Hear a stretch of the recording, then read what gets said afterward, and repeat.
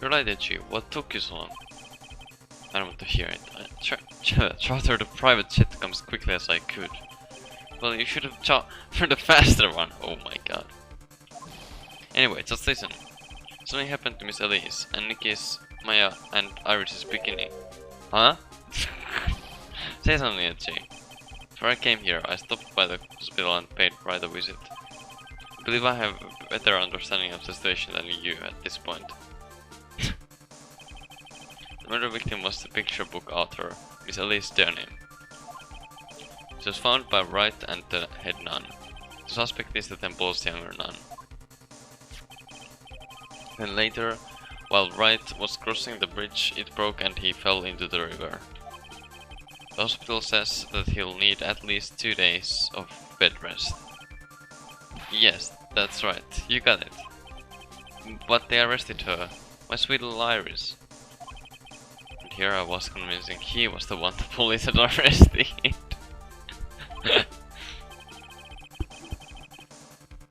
However, I still don't understand what these 2 items are for. What are you talking about? They're things Wright gave to me when I was leaving his room. This is the first. He said some nonsense about being able to see into people's hearts with this. And the other... He couldn't possibly be asking what I think he is, could he? Oh, nice. We get to do the case as Edgeworth, I suppose. I'm begging you, artist trial starts tomorrow. With Nick out of the picture, you're all I've got left. You're the only one that can represent her. What did you say? You know, represent, defend, what were you expecting? What do you think I called you anyway? I'm a prosecutor, Larry, a prosecutor. Do you understand what I'm saying? A prosecutor is a lawyer who... Don't talk to me like a kid, I graduated from junior high, you know. Don't worry about it, I promise I won't tell. But I mean, I heard a paper batch had no problem fooling an entire court before. How could this country so... The system have fallen into such decay. Please, Edgy. At least listen to her. Listen to Iris' side of the story. So Wright wasn't joking when he gave me this badge after all.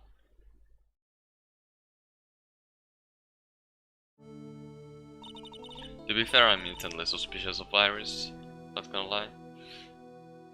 Thank you for coming. My name is Iris. Edgeworth. Also Edgeworth. I don't know if I can be of any help, but I'll at least hear what you have to say about the murder. Mr. Wright, how is he? The lawyer said that he might even die. Fortunately, he will be fine. Larry, you moron. How could you say something like that? He was badly bruised when he hit the water, but otherwise he's unharmed. Thank goodness. But he's some kind of nasty... He's caught some kind of nasty cold. Cold? Turning high fever and is drifting in and out of consciousness. Just imagining things. This woman, I feel like I've met her before.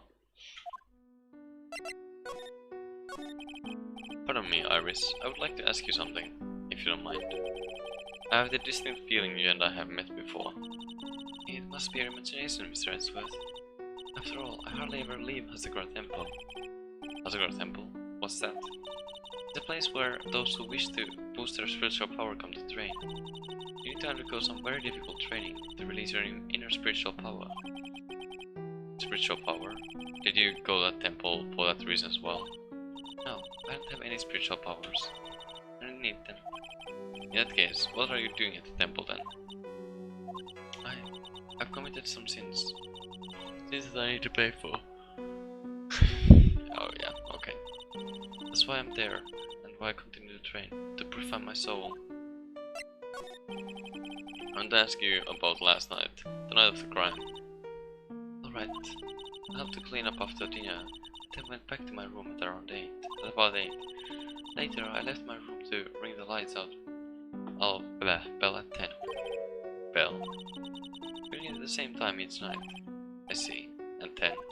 And 10.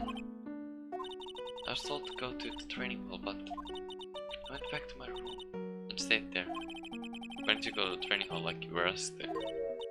I was frightened. frightened. So I just stayed in my room and meditated until the murder happened. There's no tell her. There's more to her story. I just know there is. Maybe I should dig a little deeper. You were asked to go to the training hall on the night of the murder. Yes. However, you didn't go. Because you say you were frightened. Well, exactly were you so frightened of?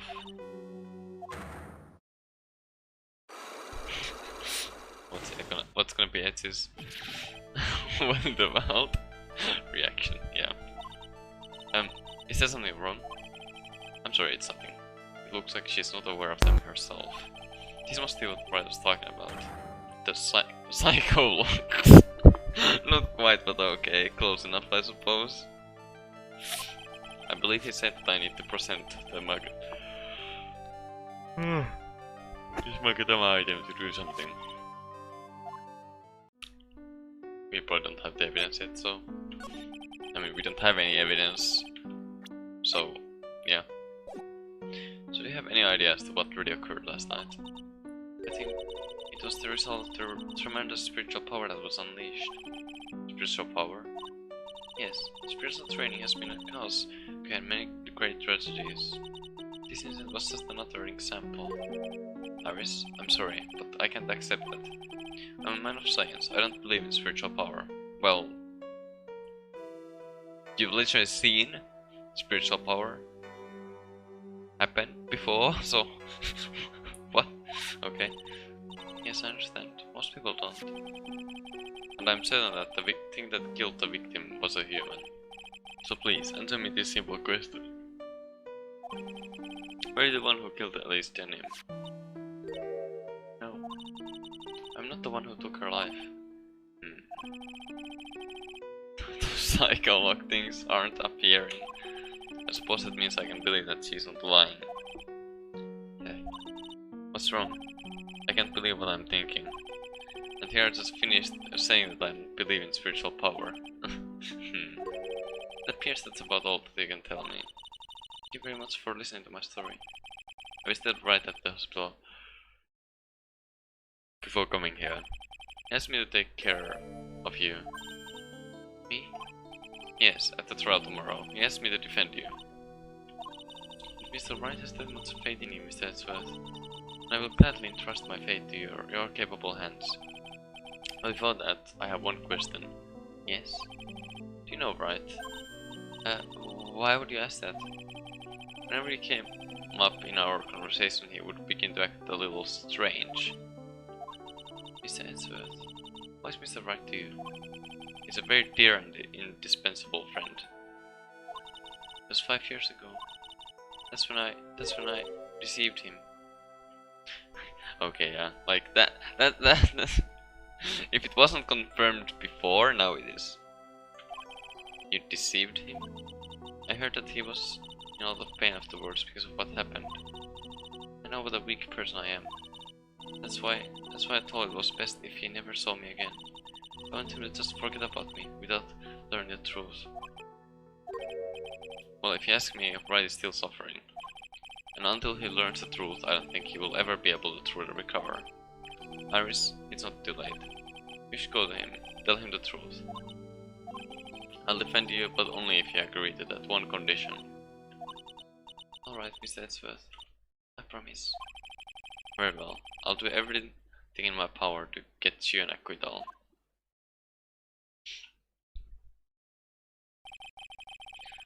That's enough information gathering for now. I should head to the crime scene.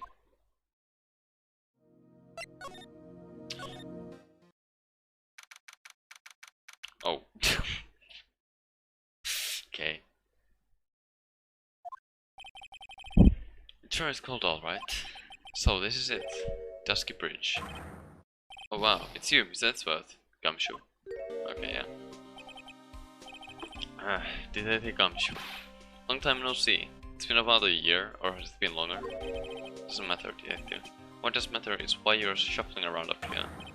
Oh, ouch. And there's that sharp left jab. Well, I'm happy to see you anyway, Mr. Edgeworth. Let me guess. You were transferred by HR to the local precinct. A wise decision. The vast amount of nothing up here should be quite easy to guard. I heard heard you were back in the country and arranged to come all the way out here. Everybody was real nice. They even let me take charge of the investigation, sir. Comes to indeed. Like Governor Shu, he's impossible to get rid of. I'm supposed to report on the details of the crime scene, sir. Anyway, here I am, Detective Dick Gumshoe, reporting for duty. Great, thank you, Detective. I thought Prosecutor Gordon was gonna get here before me. This guy's a real mystery, I tell you. Prosecutor Gordon. I just got back into the country, so I don't really know much about the case. Simple. Well, simple is as simple does, as they say. Oh, you've got no idea how much I missed that biting sarcasm of yours, sir. Seriously, this one's a piece of cake. There's a witness that saw the whole thing. A witness? Yeah, that bikini lady. Bikini lady? Yeah, on this freezing cold mountain. Well, you should talk to her yourself if you want the details, sir. I may have to talk to this bikini lady. I mean, there's a witness myself. Is the bridge that Wright fell through? Yep, I can imagine being that reckless myself. Looking for a cross is how it goes, right? Or was it a leap? And is there something on the other side? Yeah, some old building they call the Inner Temple. But we can't get over there without a bridge, sir. What? Nobody lives there, so it's usually not a problem. Someone was at the Inner Temple doing some training and now they're stuck there. Yes, I heard that from Wright. It's my FA. Oh no, her again. Anyway, the air's really turbulent right now, so we can't do an aerial extraction. No one's gonna be able to reach the Inner Temple until tomorrow, so Jesus. Hold on.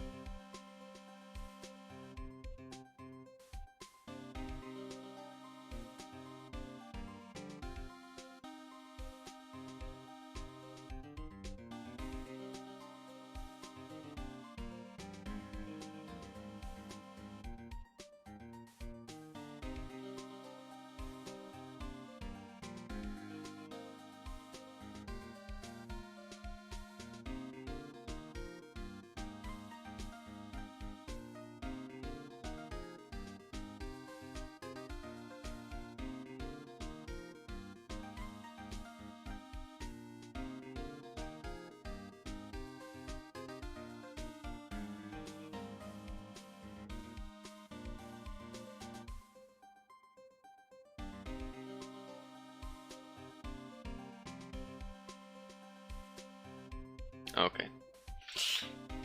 Yeah, I got a call, so yeah. But yeah. Hi Emperor, Intero, what's up? Oh gosh. And yeah, I'm okay, Emperor. Just trying to more or less finish this game, I guess, at this point. Well, part of her call meet. Oh no. Feels, man. Will she be alright in this cold? But this bridge burned down anyway. We're almost 100% sure it was lightning. Lightning? So is this Prosecutor Gordon? I've never heard of him. Yeah, he's a new guy. Showed up after you left the country. He's a complete rookie, but nobody can say a bad word about the guy. What kind of a man is he? Right side I get to play Pistosmonic. I mean, there's always more runs to be done, right? In the same game as well. You could do SL1, you could do different runs overall as well.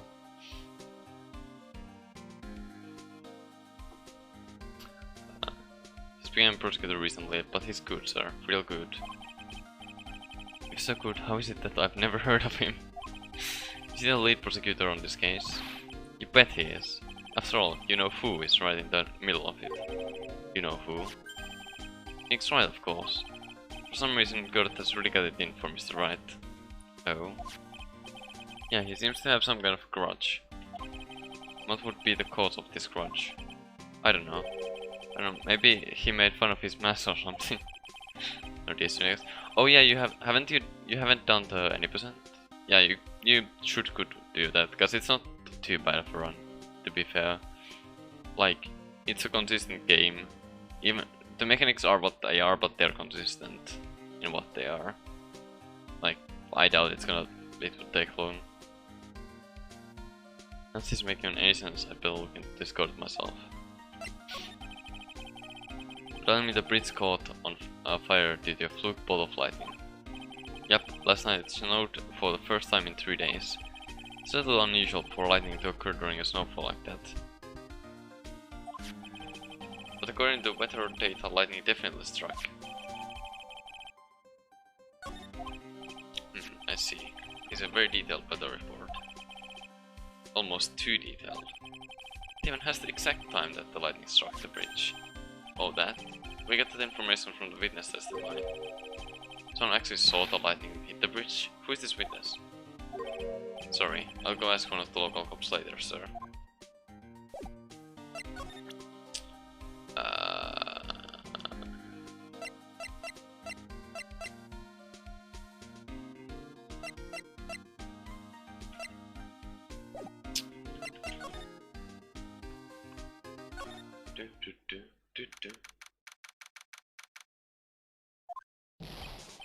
Yo, Edgy, what took you so long? I'm so glad my brain's turned to Sherbet. And it was a mistake to race back to this country. What do you mean? Ryan's going to be fine. The case itself isn't anything unusual. And I find myself taking a request to defend a woman accused of murder. Wait a sec, hold it, objection! What's going on here, Mr. Edsworth? It's hard to explain, but one thing led to another, and what kind of lame excuse is that? And you call yourself a defense attorney? But I'm a prosecuting attorney. God damn it. Great second half of the run. Yeah, fair. Prosecutor Edsworth is a prosecutor, and that's why he is Prosecutor Edsworth. Prosecutor Edsworth, defense attorney, just sounds plain old weird, pal. Right, Prosecutor Edsworth. I'm not sure what role I'm supposed to be playing anymore. Dude, Etsy. I don't see you for a couple of years and your heart turns to Sherbet. I'd say more like Sorbet. It is rather cold here. I didn't murder her. Someone else did. I just know it, okay. So trust me on this one. You're the romantic, aren't you, Nevertheless, I'll do whatever I can to prove her innocence. At least until I pass the button on the right, that is. Man, I'm telling you, Iris is so cute.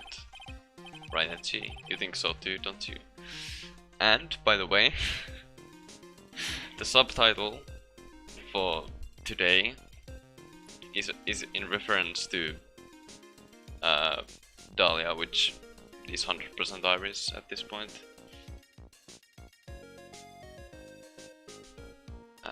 Think so too, don't you? What's wrong? Why are you so quiet? Put it simply, your comment has me highly concerned. Could it be that the reason you think she's innocent? Come on, a girl that cute can't possibly be a murderer. I was right after all. I should never have come back.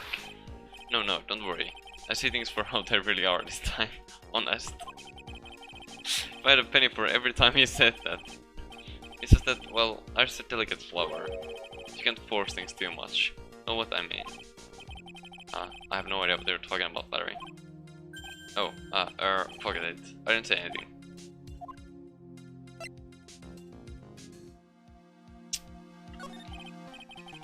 Larry, where were you and what were you doing on the night of the crime?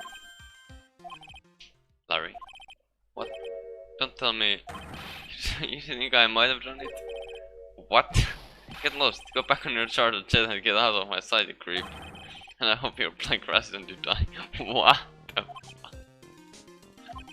I'll ask this one more time. The night of the murder, where were you and what were you doing? Oh wow. Cyclops. 3 of them in fact. So I suspected. It's with plus, it's Cyclops, not Psychologs. I'm sorry man, you knew, no me, I just don't remember. My short-term memories are wrecked, dude.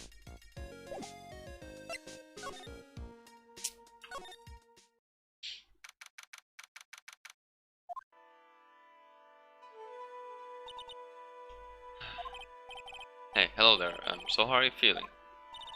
Alright, I suppose. Huh? Who is this? Hi, my name is Malsetsworth. My, a handsome boy such as yourself is always welcome. And if circumstances weren't so dressing, I might just... Isn't call me boy. I'm sorry to trouble you, but I'm looking for a woman in a bikini. Well, you have found her. Now, what can I do for you? I'm sorry, but I don't see any bikinis. If you're a nice guy, I might give you a peek, big boy. Besides what? This is the head nun, Sister Bikini. She's the witness. Why didn't you tell me that earlier? This is exactly why your salary keeps on getting cut. Poor Gumshoe. My stomach is already growling in protest. So, what's the latest about my beloved Iris? Well, first, I want to hear what you know. First, I'd like to ask you about last night. Well, last night, we had an acolyte here for training. After dinner, the two of us went to the training hall in the inner temple. She was talking about Maya. Approximately what time was that? I suppose that it was about 9 when we left here. Training lasts all night long. It's extremely exhausting. The training dojo's head nun must be in attendance at all times to keep watch. Oh, you're right. Just sounds exhausting. Yet, this is no time for flattery. Sorry. Oh my god. Fuck. Sometime around 11, you witnessed the incident in the courtyard. But your duty was in the inner temple. Why did you come back here? The way you're staring at me, I'm starting to get goosebumps. I'm starting to get goosebumps myself, but for a decidedly different reason. Oh, you get the chills pretty easy, don't you, Mr. Edgeworth? Alright then, I'd like you to tell me exactly what you saw in the courtyard. Must have been past 11. No, I can't say it. It's too much for my poor heart. Hey, calm down, lady. Well, let go of my tie.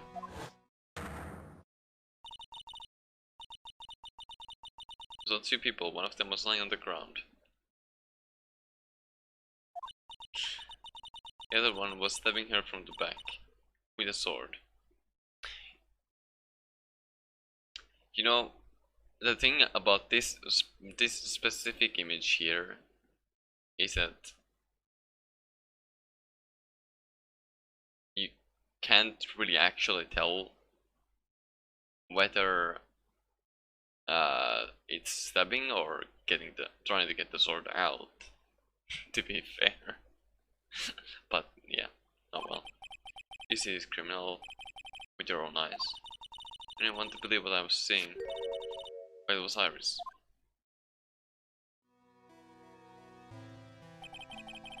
She must have been quite shocked. Of course she was. Try putting yourself in her shoes. It'll be like if you were stabbing Mr. Wright smack in the middle of a courtroom, and I happened to witness it from the witness stand. I feel pretty shocked too. I know it sounds insane, but that's what I saw. And when I finally realized what I was seeing, I screamed, and then I passed out. Unfortunately for us, her testimony seems to be pretty solid. However, the fire seems that the fallout seems unnatural. The girl I know simply isn't capable of this sort of foulness. I wonder what she means by that. As the head nun, it's your duty to stay with the acolyte at all times, correct? Yes, that's correct. I know I may look strong, but the truth is, I've got a bad lower back. Bad lower back? Yes, it's especially bad in the winter. So bad that I can't even lift a bucket. Do you remember how cold it was last night? My bad back felt as stiff as frozen glass. I just wanted to take a nice hot bath to ease my aching back. That's why I returned to the main hall. I left the disciple all alone. Not very ridiculous, I would never do that. That's why I ordered Iris to the inner temple after she had rung the bell for lights out. Yes, but she never went to the inner temple, did she? So did this head nun actually see Iris there? Sound control, nice. Nice. Hope you're liking it. I think I'd better try to get some more details. So it's this acolyte that was trained at the inner temple. Her name is Maya Fey. I treated her very badly, I'm ashamed to say. And after she went through the trouble of signing up for the special course. It's a training system where you sit on a block of spirit eyes and chant 30,000 times. You don't mean to tell me you're still doing that over at the inner temple, do you? No, of course not. You don't have to worry about that one little bit. Last night we still hadn't decided the training system itself. Well, that's good to hear. Oh dear. There's one thing I forgot to tell you. Uh-oh, I don't think I like the sound of this. Do you know the small girl? I believe she's Mystic Maya's little sister. My little sister? Oh, you mean Little Pearl? That's my face cousin. Little Pearl? I thought she was going to visit Mystic Elise after we'd finished with dinner cleanup. But I haven't seen her at all since late last night. She's nowhere to be found. You mean she was with the victim? It's all the fault of my stupid, pre-killed back. The little girl who was with the victim on the night of the murder is gone. As they say, the plot thickens.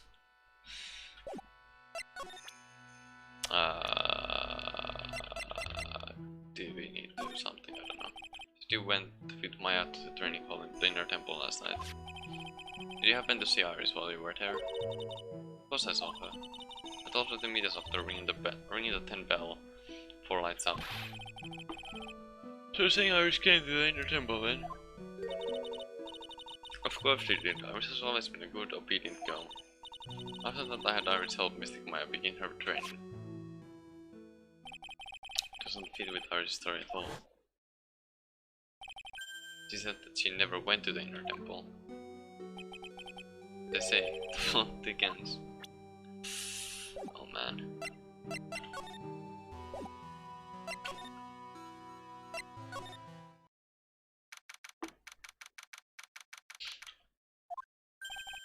This is where the murder took place, so... Other than removing the body, we left everything else untouched. Thanks, Detective. I'll just have a look around. Looks like the police are still investigating. Oh yeah, by the way, they'll better ask us to be sure. Are you really gonna defend the nun, Iris, at the trial tomorrow?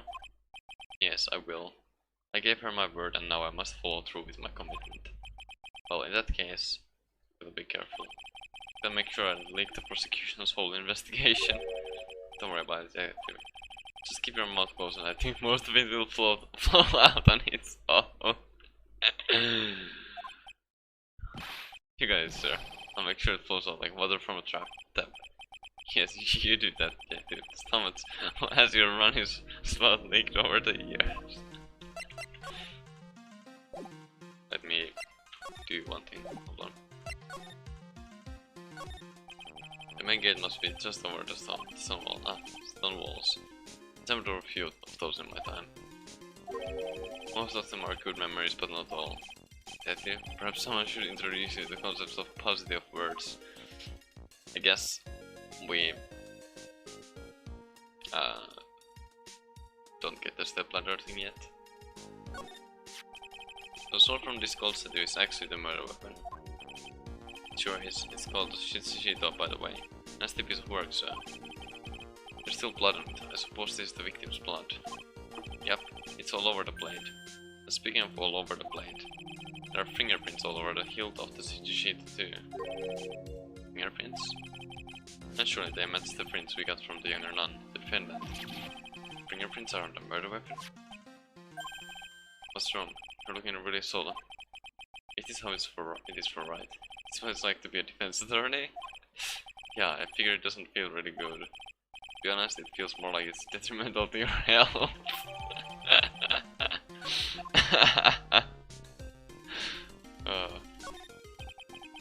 What's this? Looks like a wizard's staff. That belonged to the victim, Miss Elise Denham. There's nothing strange or magical about it. But yeah, listen, it's just between us, okay, sir? Yes? What? It's top secret stuff. Don't tell anyone about this. Alright? Truth is, when I was a kid, I wanted to be a wizard. That's it. That's what you wanted to tell me. That's it.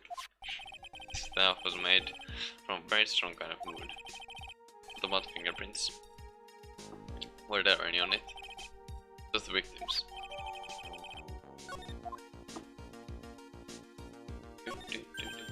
I just love skiing. Really? You don't seem like the type. But what about sleds? Sleds? Nah. They're a little too kiddie, you know? Messes with my hard-boiled image.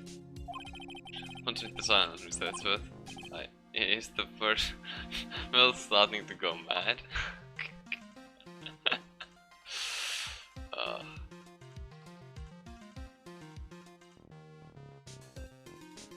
Okay.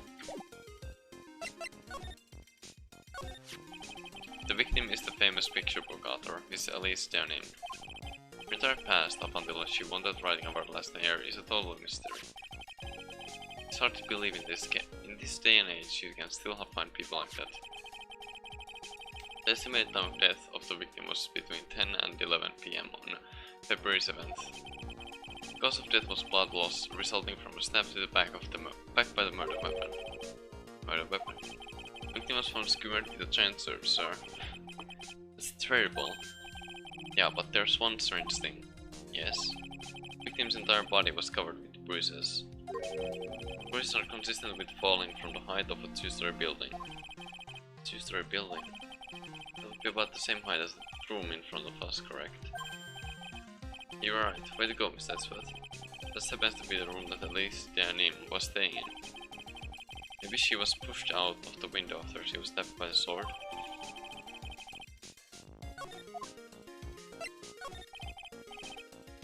Now then, detective. Let's see if we can summarize what we've learned so far. Okay, let's take a look at the map.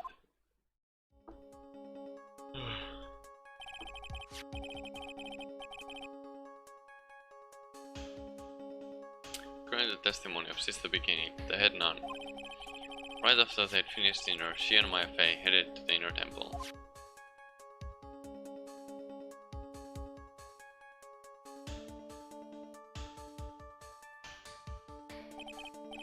At 10 PM, after ringing the bell for lights out, Iris went to the inner temple.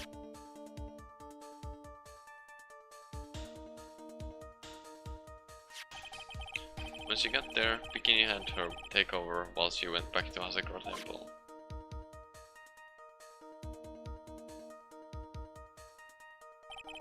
After taking a hot bath to soothe her back,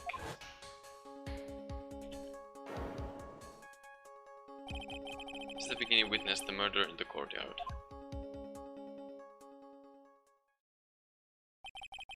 If you want more details, you should ask Bikini herself in the main hall. In her temple, huh? I'd like some more information about that place. Trial begins tomorrow, but who's the prosecutor? Pretty sure it's Gordon guy, but nobody can get a hold of him, so they are looking for a replacement. What do you mean? It's really weird. All of a sudden, no one can reach him. I wonder if the rumors are true. Maybe since Mr. Wright caught the cold, he won't be defending. It's lost interest. And then to appear in court in this role of defense attorney. However, I would be quite unhappy if it came out that I'm actually a prosecutor. Yeah, I can see why, but I'm not the one you have to worry about. And the real problem is gonna be the judge. Yes, he certainly would remember my face, even after such a long absence. So I requested that another judge preside over the trial tomorrow. We've only met each other once. There's a good chance he won't remember me at all. Yeah, but what about the prosecutor? Everyone in the prosecutor's office must know you. Wouldn't it be a problem if someone there made big stinks? There's no need to worry. I pulled a few strings and arranged for a prosecutor of my own choosing. Well, Mr. Esworth, I had no idea you had such a powerful string to pull. This is inner temple that Maya was supposedly there aiming at. Near the beginning, it's an old building they use for training the acolytes. It's on the other side of Dusky Branch. The bridge that burnt down, huh? Is there anything else on the other side of the bridge besides the burnt temple? Nope, not a thing. Nothing. The other side is surrounded by cliffs on all sides. In a way, it's kinda like a little island out there. The only thing there is the inner temple. Here it's not the kind of place a person could survive in. This felt right, Maya.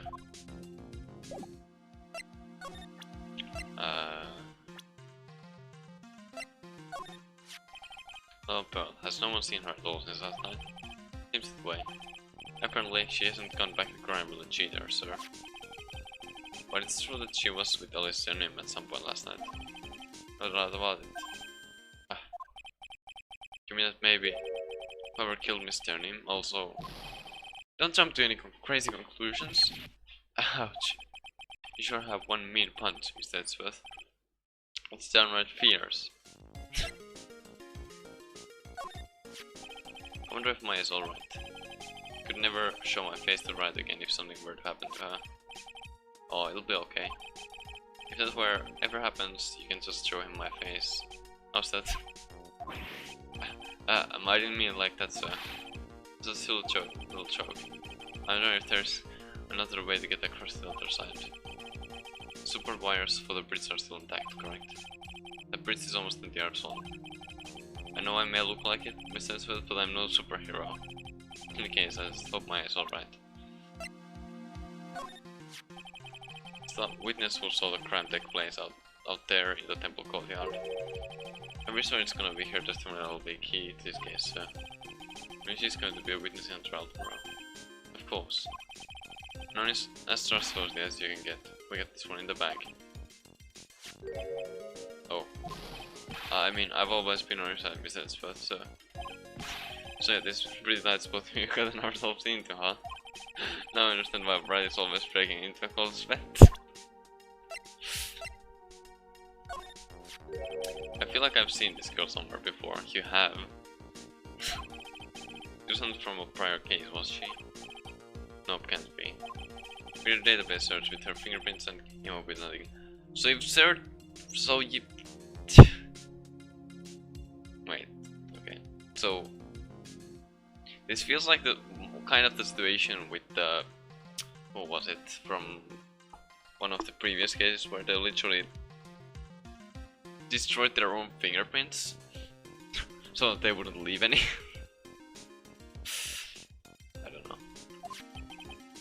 I see. Just can't shake this nagging feeling. Well, everyone knows that you are quite popular with the ladies, so maybe she's an old girlfriend that you sent to dump school when you were younger. Detective, where did you hear such nonsense from? I didn't hear it from anyone. It's sort of how I imagine you to be, so... really inspired this whole frothing desire from the female Lassie.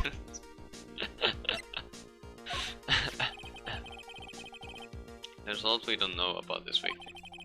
We don't know her real name, her background, we don't know anything really. It's rather odd. She was trying to hide her identity. Why would she become an author? I'll bet it was just one of those things, you know. She might never expect to get so popular. Yeah, so I should examine some things here. King Shore casts a strong presence over the whole room. It's the Lesser Magatama. It's a precious heirloom containing a great many souls. Huh. This is lesser? What is the greater one like? Greater Magatama is situated in the main room of Feimano. It was supposed to be shown at the Treasures of Goran exhibit, but it was so large that they couldn't bring it through the doors. Oh man. It's an altar with a giant Magatama enshrined on it. There are lots of candles lined up on it too. You know, I haven't had a birthday party for myself in a while. Maybe we should blow out those candles. Blow out those candles over there to make up for that. That's what? Would you mind singing happy birthday to me? Stop that, cut that out. Please don't blow out the altar candles. Oh, jeez. There are more ends cushions in the corner of the room. What's that white piece of paper sticking out from under the sack? Wait, it's me. Do you mind checking that for me, Detective Gumshoe? Yes, sir. Here you are, he says with an old manila envelope. Yeah. What is it, Detective? This could be it. An ultra important clue, a super special clue. Suppose I should read it myself then. Who's a letter addressed to Sister Iris? 1 out of 10 at Heavenly Hall, unless you want your secret to be exposed. It sounds like a blackmail letter. Let's come in there, Mr. Edgeworth. Why can't I ever find clues like that? You're an ultra important prosecutor, a super duper prosecutor. Well, I suppose it takes super duper kind of dumb to miss a clue like this. God. Wow, nice. Oh, it's a warmed cat box, but where are the cats? It's called a hibachi. It's for heating the room. Oh, look at all these ancient straw frisbees. Those are a type of tabouton. Cushions called Enza. Why are you giving me such a hard time, huh, Mr. Edgeworth? Why? Because learning something new might actually be a good thing for you, Detective.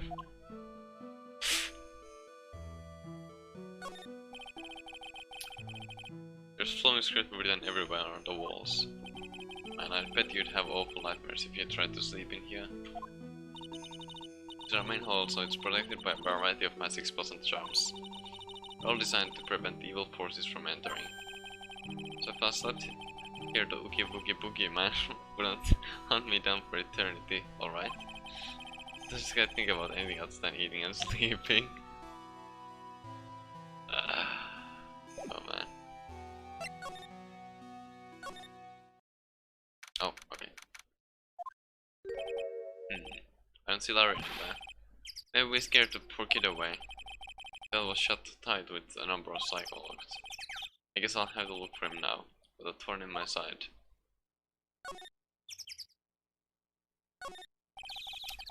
I suppose this type of thing is necessary up here in the mountains. God fucking damn it. This has given me a great idea.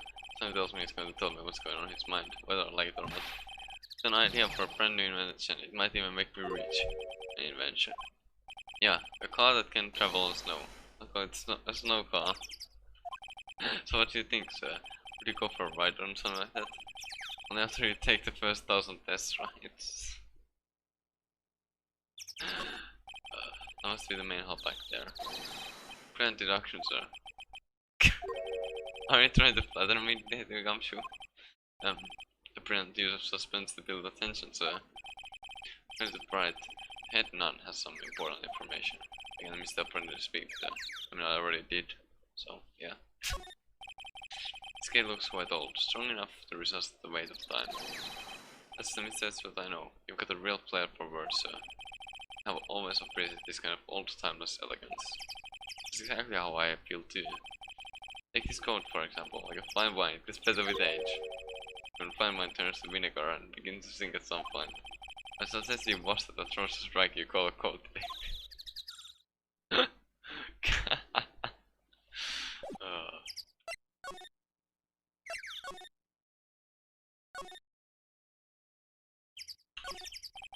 some letters are wildly engraved with a roughly cut folder. Dusky Bridge. Certainly is an appropriate name. You need to get some glasses, Mr. Edgeworth. The sign says Dusty Bridge. No, it doesn't. Let's see how you read it wrong though, sir. You're the one who needs glasses, detective. Try reading it one more time. Ah, you're right. It's Dusky Bridge after all.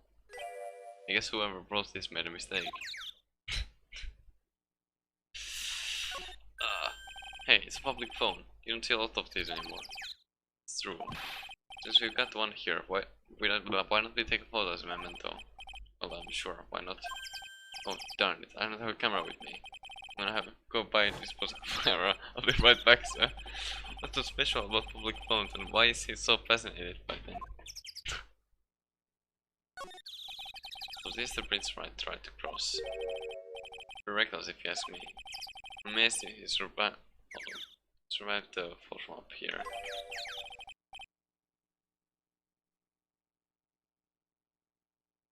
Give me a sec.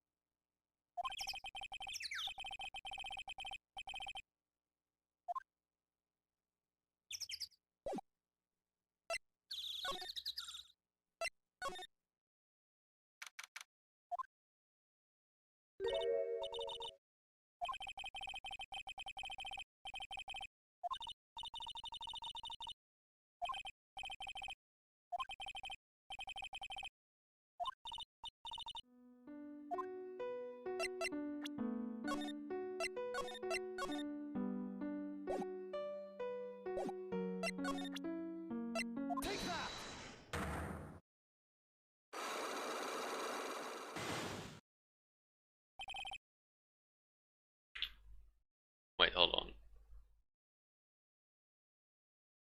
When did I mute? Why the fuck did I mute? I muted my mic, but I'm not sure when. So I'm sorry if it was for a long time. God damn it. I know I'm pretty sure I unmuted after the call at least. Because I did that manually, but somehow I must have hit the hotkey at some point. Not sure when and how, but okay. Sorry for that.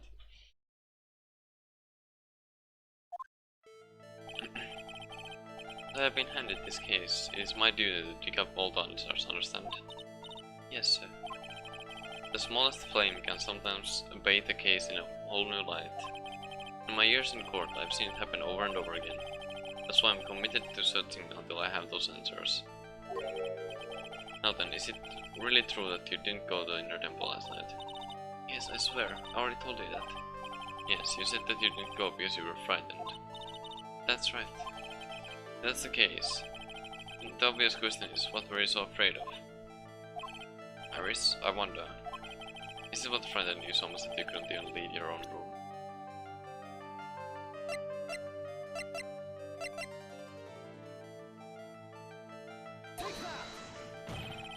Perhaps this is what you were afraid of. Well, I'm sorry, but you're wrong.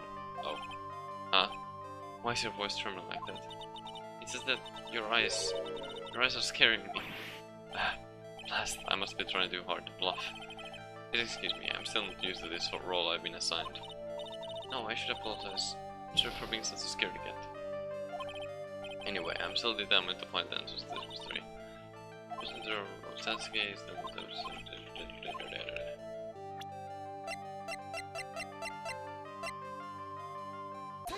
okay, so it was the note. One is in the main hall. It is addressed to you. That's... Well, Iris. Why are you glaring at me like that? You're scared of the blackmailer who wrote this to you, isn't it correct? Did you the same surprise as well and everything? Well, almost. Was the evidence or the power of my glare that broke that lock? Well, I don't suppose it matters either way. But Mr. Edsworth? Yes? I thought that letter was someone playing a prank on me. Prank? Well, yes. After all, even if I did have a secret, there's no one to tell it that would cause me any grief. I wonder about that. The beginning is like a mother to me. I would never hide anything from her. No, you may not have anything to hide under normal circumstances. However, last time was different. Unfortunately, I don't know the exact nature of your secret yet. However, whatever it is, there's one person you didn't want your secret told to.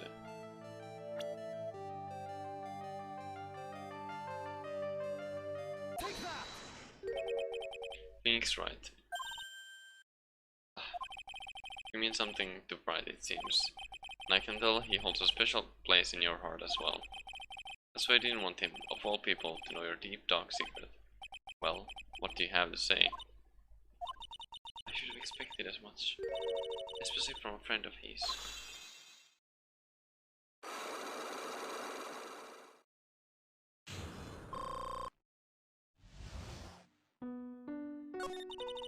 After dinner, this letter was waiting for me in my room. That's it. I was right and played. West is Heavenly Hall, the letter mentions. It's a small mountain shack at the base of Dusky Bridge. A small shack, huh? It's more like a broken down shack that no one would ever want to go near. Where is it on this map? It's around there. To get there you must follow a small path down from Dusky Bridge. To get to the inner temple, I had no choice but to cross that bridge. But I thought that such a terrible criminal could be lurking at the Heavenly Hall. I was so scared by the whole affair that I didn't even want to think about it. It's a secret that you locked away in your heart. Yes. So as though I might have to visit this heavenly hall now.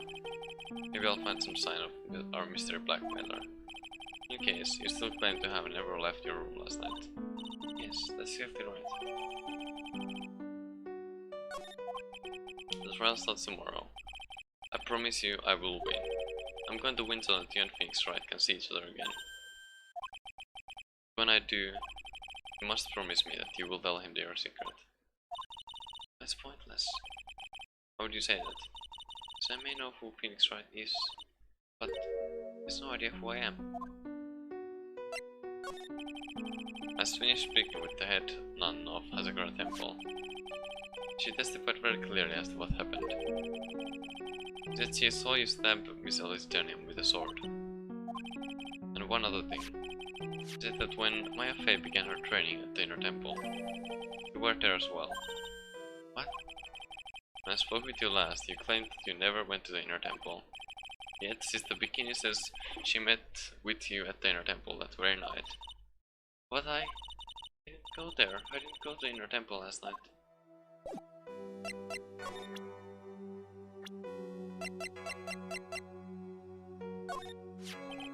I'd like to ask you what's the beginning, the head of Hazakura Temple. She raised me as if she were my real mother. As if she were your real mother.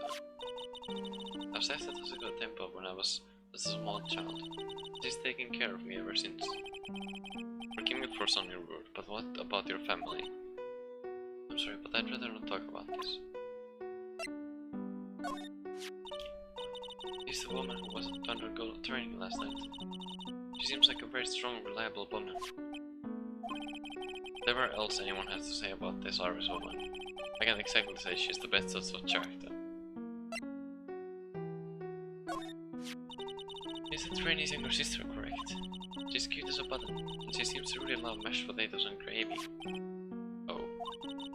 She even said she was going to have the leftovers for dinner the next night. And then she took the leftover potatoes and the whole pot of gravy with her to her room. That's quite an appetite for such a little girl. You want to know about me?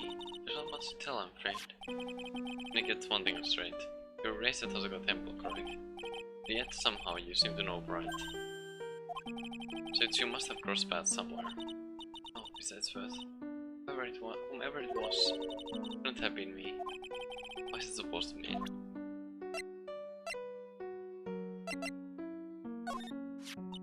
Mr. Wright. How bad is cold? His fever is very high. As a result, he is rather confused. He's worried about Maya, who is still trapped in the Inner Temple. He's quite worried about you as well, it seems. Really? Yes. Naturally, once he recovers, I'll pass the baton back to him. No, don't. I'm sure that Mr. Wright wouldn't want that. He wouldn't want to defend me.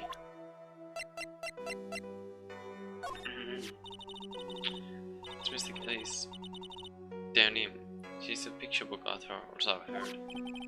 Does she come to Hazakura Temple often? No, this was her first time.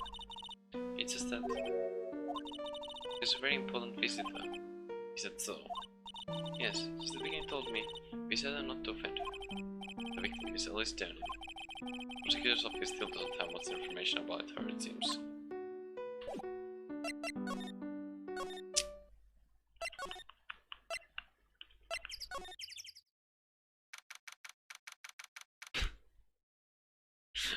Okay. Whoa, not much of a view down here, huh? Still better than the view from my apartment, though. Someone's here. Hide yourself, detective. Oh, why? Why does this always happen? Whenever I find a girl I like, they always run away. I'm gonna chase one of them to Japan. Next it's going to be prison, I guess. I'll steal that detective's wallet.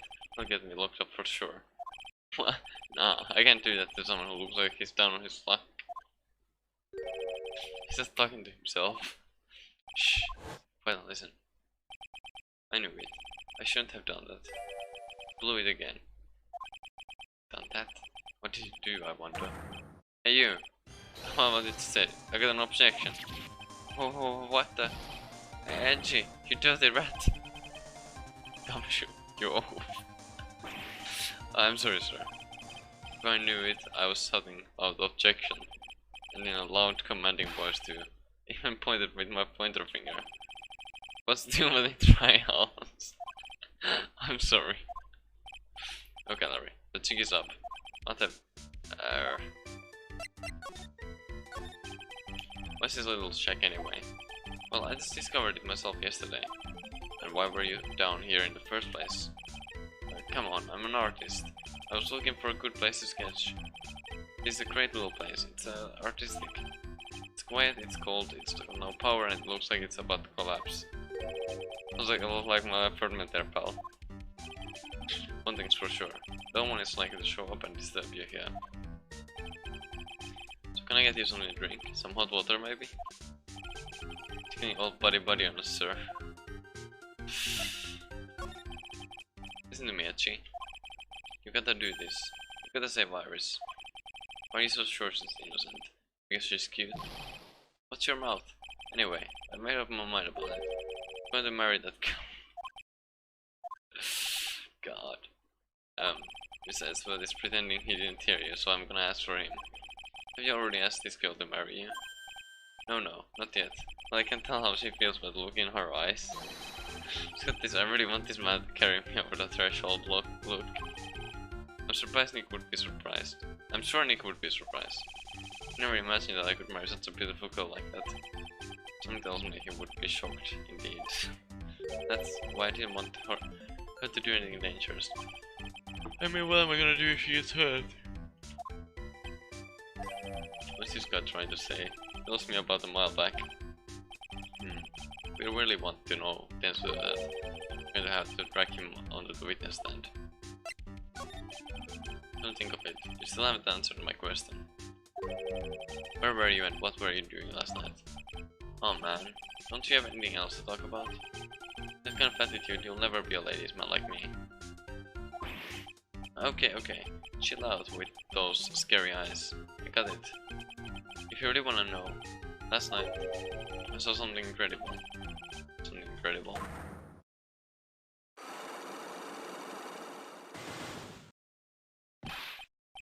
Yeah, but let's not talk about that now. Let's talk about the good old days. What do you say?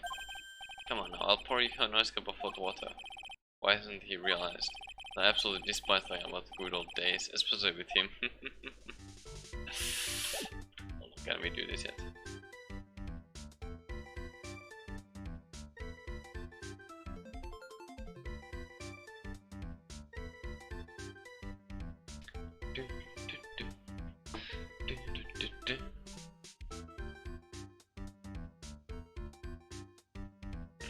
So I can, but I'm also gonna do the investigation stuff first, I guess.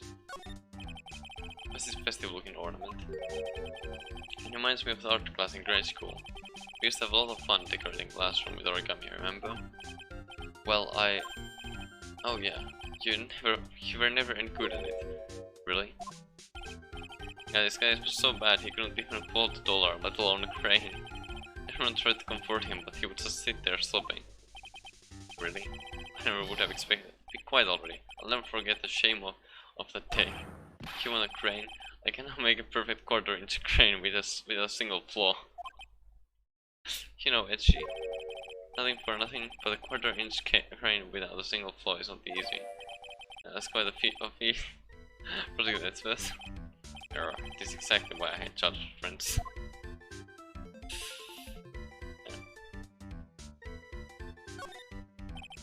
It's horrible graffiti problem you've got there, pal. I don't know anything, detective. This is art. An expression of my bittersweet love for Iris. Larry, do you know what the difference between graffiti and true art is? That's how the artist himself defines it, right? I should have seen that one coming. But if that's the case, then all of my lunchbox are masterpieces too.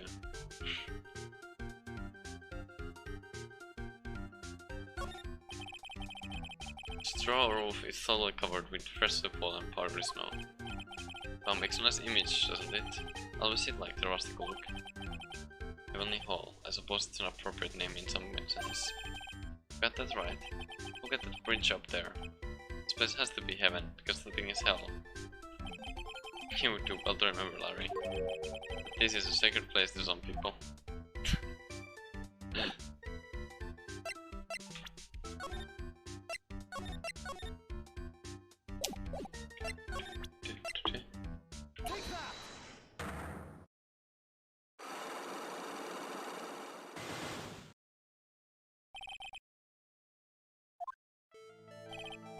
Alright, now you're going to tell me what you really saw last night. Oh, you're really upset, aren't you, Edgy? Okay, I'll talk. It was a bit too easy. Yeah, anyway, it was awesome. Never seen anything like it. From 10 o'clock last night, it started thundering. I've been sleeping, I'm not sure for how long. Suddenly, see, the world in front of me went white. I had just been slapped in the face by my old girlfriend, Naomi. And then, it was on fire. The bridge was on fire. The script is caught on fire. Are you saying you saw it with your own eyes? Hey, why are you trying to give me the evil eye? I'm telling the truth. There are still 3 cycles remaining. Means he's still trying to hide something. By the way, Larry, where were you when you saw that happen? Where, you say? What do you mean? What do you mean, what do I mean?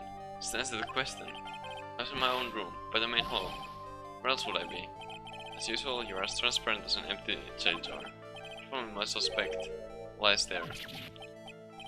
There? What do you mean, there? Possible for you to have seen a lightning strike. Blast the bridge from your room.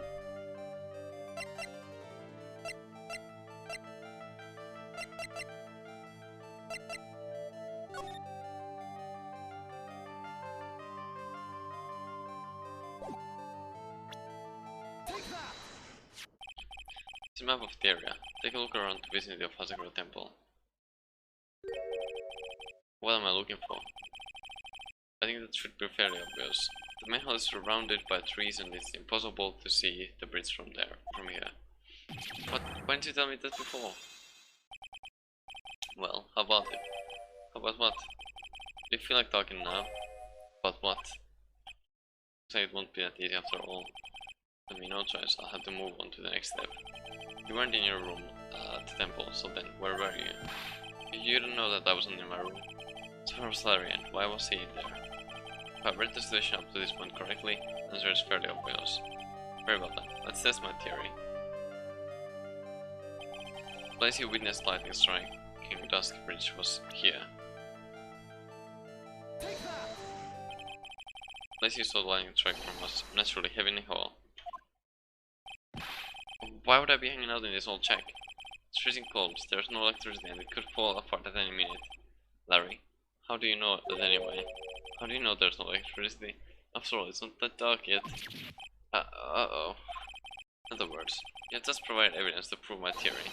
A theory that you've at least once in your life visited Heavenly Hall after sunset. I have to admit I'm impressed, Edgy. You're in a totally different league from Nick. That's nice. Now tell me, what were you doing at this cold little shack last night? That's what you might call a fair decor. You mean a fair decor? Could it be you were waiting for someone? Oh no. You really are one scary guy, you know. I believe that last night you were waiting for this person to come meet you.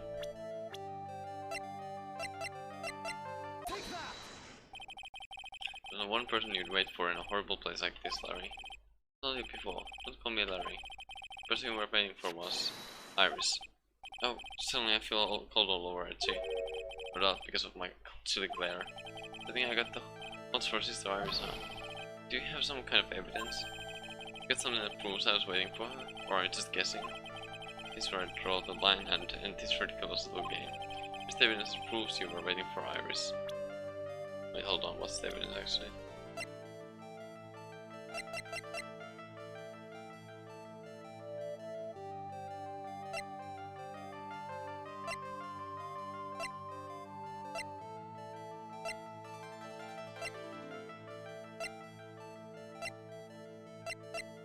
Hold on.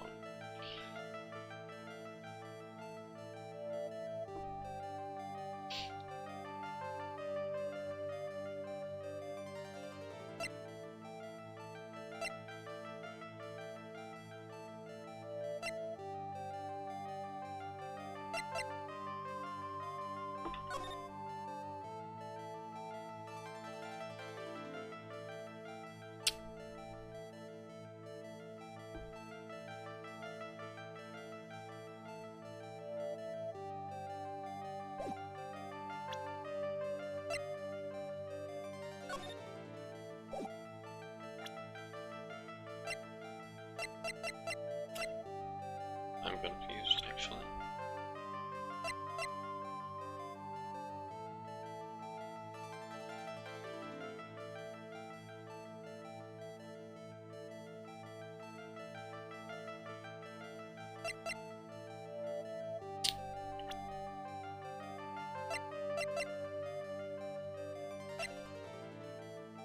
Maybe.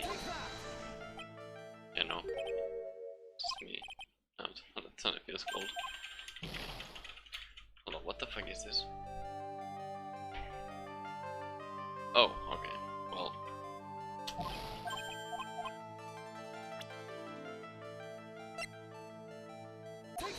Makes five. Okay, I don't know. Here's the evidence. Found this spot with a pathetic blackmail letter. Oh, hey, give it back. You're embarrassing me. What are you doing with that anyway? It's important. I mistrust you, Larry. What do you mean? In the evidence of a woman's spell like that, you would be ashamed of yourself. Oh. First of all, what's this at the top of the letter? It says salutation here. Well, that's what it said in that book. Letter writing for dummies. You're not supposed to actually write that. That's where you're supposed to write Dear Iris. Wow, I'm so sorry.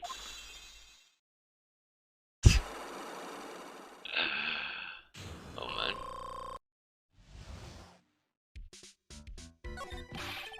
So we're in Heaven and Hell last night, weren't you, Larry? You saw the lightning hit Dusky Bridge, didn't you? Is it 9? That's... hold on. Which one was that?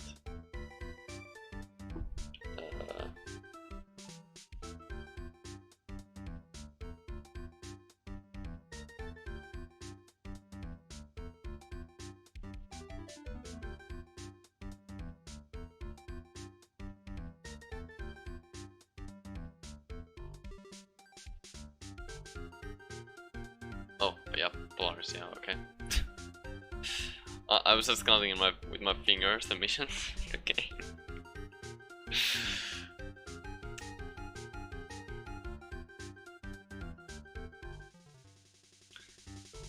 So lightning hit Dusky Bridge, didn't you? Sorry, Edgy. Doesn't cut it, he's come back. Turning a young lady like that. Wait, hold up. What now, pal? What are you talking about? What threatening stuff? I'll tell you what, you tried to scare Iris by trying to expose our secret, pal. What do you mean threaten? When did I threaten her? Unless you want your secret to be exposed. It sure sounds like a threat to me, pal. Blackmail, in fact. Give me a break, it's a love letter. Haven't you ever been in love? What did you just say? My love for her burned so hotly it could melt all the snow on this mountain. Oh, and what is the secret you mentioned? Come on, Angie. Don't you get it? Talking about the secret love between her and me. Oh, perhaps she will want old lady Bikini to know about it, right? Well, that's our bittersweet love affair.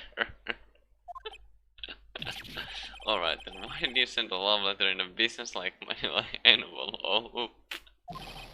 Give me a break, it's not my fault I didn't have any other envelope. Sheesh. Then why were you so quick to apologize, pal? It's cause that you gave me that scary look of his. What's wrong, Etchy? Why are you so quiet all of a sudden? That's it. That's what all those news looks were about. I don't understand why you were so defensive. Well, I don't know either. I guess the thing is, you shouldn't expect too much from a guy like me. Hey, come on. Don't let it get you down. I'm satisfied. You're still hiding something, I know it. Do me, detective. Don't forget what this guy said just a minute ago.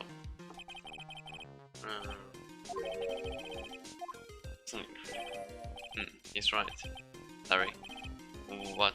You're looking at me like a hungry dog just found a bone. What was this something incredible you saw last night?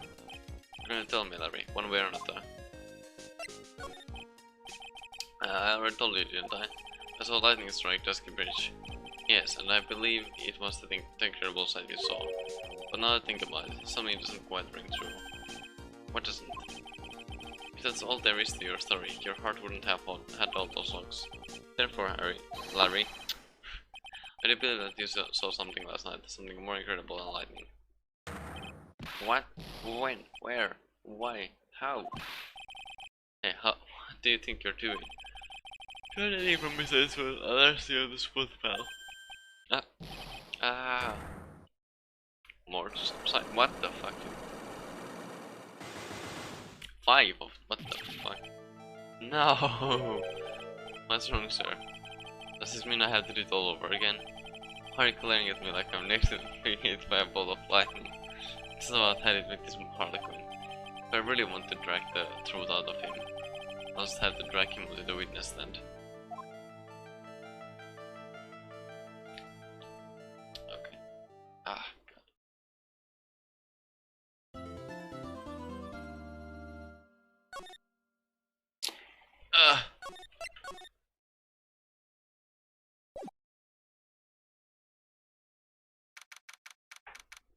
It's probably it, to be fair.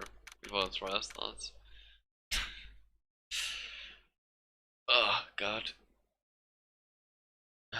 I'm just wondering, should I just leave this here? I guess that, yeah, I guess that works. I guess it works.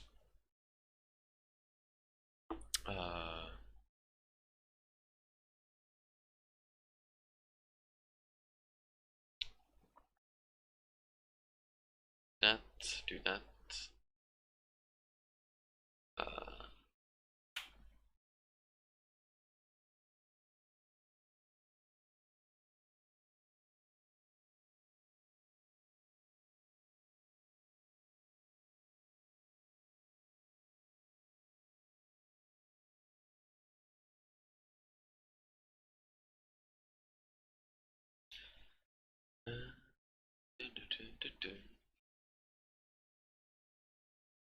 Okay.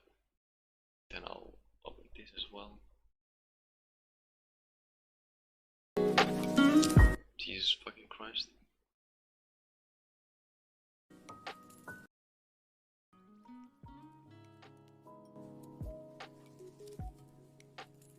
Okay, that should be fine. I'll be back in a moment-ish.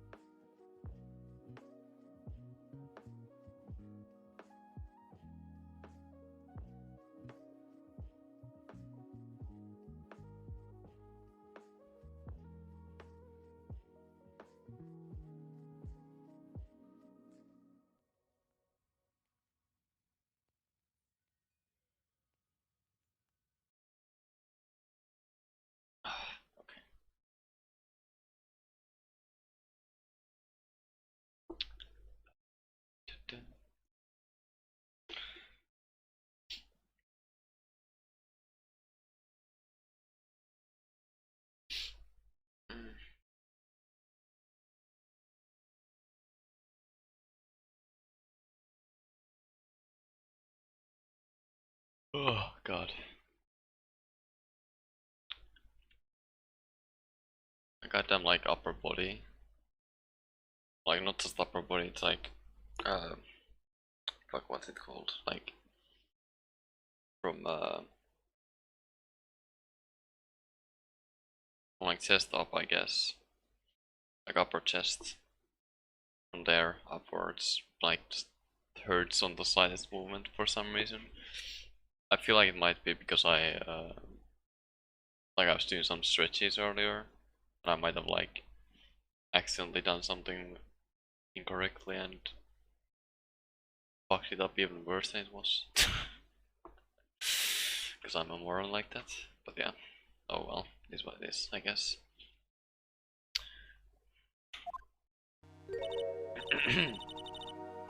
Oh my, Mr. Loris feels that way about me? Apparently, he isn't aware of your real secret at all. It's no time to be embarrassed. I'm sorry. I'm just hardly accustomed to that sort of thing. Worry not, and in any case, whatever it was that he saw on the night of the incident, mark my words, I will drag it out of him. Does it mean Mr. Loris is the witness today? No. I believe that none will be the first to take the stand. Speak, Guinea. She claims to have seen the very instant in which you carried out the crime. I just want to ask you one last time. It really wasn't you who killed Miss Alice Denim, correct? That's correct. It wasn't me. Very well then. Mr. Edsworth? Yes. You're a prosecutor, aren't you? Are you sure about this? If your trial is revealed, don't worry. I made the necessary arrangements. I see. Iris. It's a prosecutor's job to doubt people. But right now, I'm a defense attorney. A defense attorney's job is to believe in people, and to believe until the bitter end. That's what my friend told me once. Mr. Edsworth, I simply ask that you watch and decide for yourself whether or not I am fit to do the task I have been entrusted. Very well, sir. I leave my defense in your capable hands. Ow! Shit. Oh well.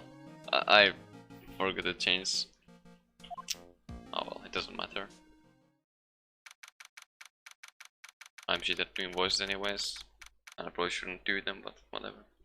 I mean, I've stopped at one point to do them, and I just for some reason have continued to do them now. Oh well. So who is the prosecutor? Who is now in session for the trial of Sister Iris of Hasakura Temple? Defense is ready, Honor. The defense does indeed appear to be ready. However, the same cannot be said for the prosecution in this case. Indeed. I'm not sure I like such a blatant waste of this court's time. I am the prosecutor's chair, can only mean the prosecutor has no confidence in their ability to prove their case. It seemed this case was already over before it had a chance to begin. I'm ready to up. Very at this time, this court finds the defendant. Oh shit!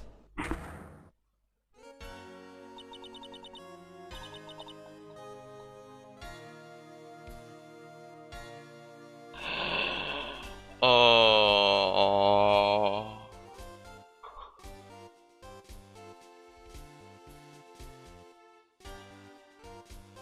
I wasn't expecting that, but I'm not mad about it either. Francisco and Karma, goddamn. That's cool. The prosecution is stands ready.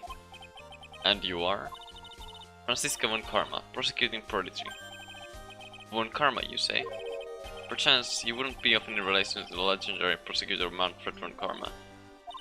Legends are a thing of the past. I am von Karma, that is all. Upon a special request, I flew in today for the purposes of prosecuting this case. Yeah, I suppose Francisca would be one to not, like, spill the beans on shit, I suppose. You did? Then you must be quite a big shot, eh? By the way, besides what? Yes, Your Honor. I'm almost certain that I've seen you somewhere before, or I might just imagine things. You look very much like a prosecutor I met once. I believe you're imagining things, Your Honor. Well... what exactly, but yeah.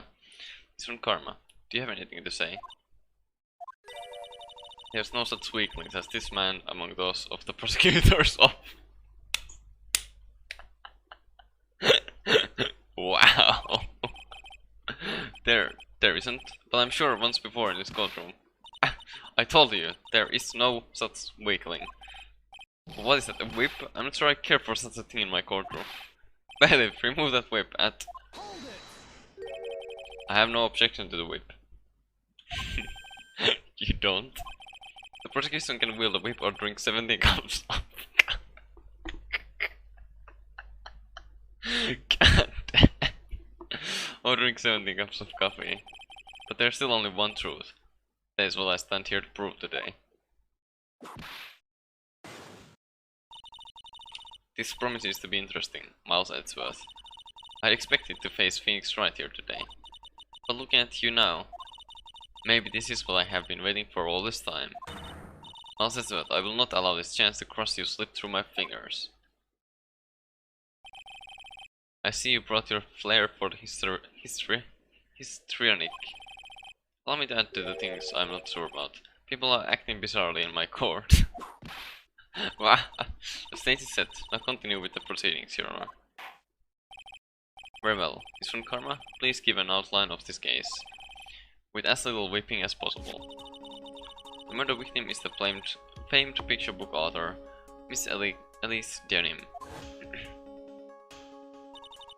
Her body was found in the Hasakura Temple courtyard. She had been stabbed through the torso by a ceremonial sword from Golden Statue. The sword in this picture is the weapon in question, correct? Very well. The court accepts this photo of the crime scene. There's no mistake. This was the doing of Sister Iris. After all, there's a witness to her crime. Very well. Please bring this witness to the stand. And so it begins. My first and last trial as a defense attorney.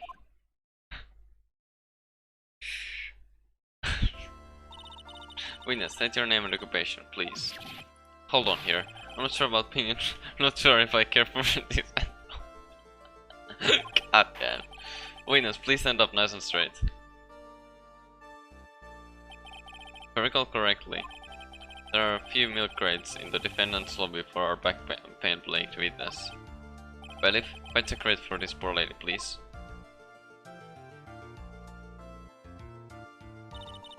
Once again, your name and occupation, please. Well, me? Well, I'm the head nun of Hasakura Temple of Eagle Mountain. My name is Bikini, you got it? Bikini. Nice to meet everyone. But you don't appear to be wearing a bikini right now. The courtroom is the garden of holy judgment. Those with lechery in their hearts should leave this sanctuary at once. You want me to leave? No need to get your bikinis in a twist. Let me tell you, I'm a sight to behold in summer. In any case, witness, I hear that you saw the crime take place on the night in question. That's right. I can still hardly believe it myself, to be honest. There's no way dear little Iris could do anything like that. Let us hear what you have to say then. First, tell us about your own movements that night, eh?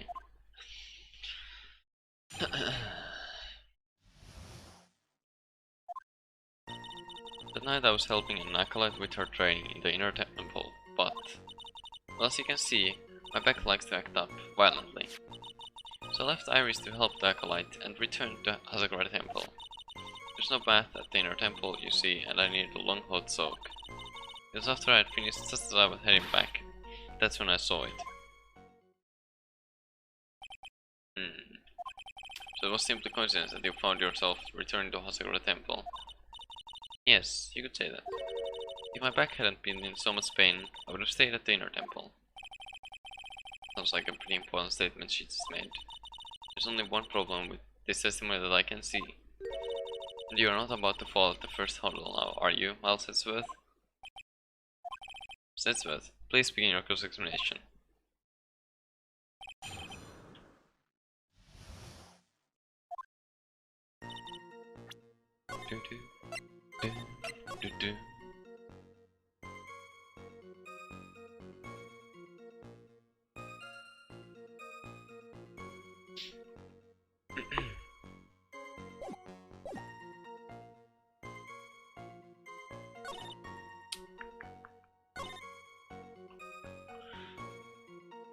Hello, Kai. What's up?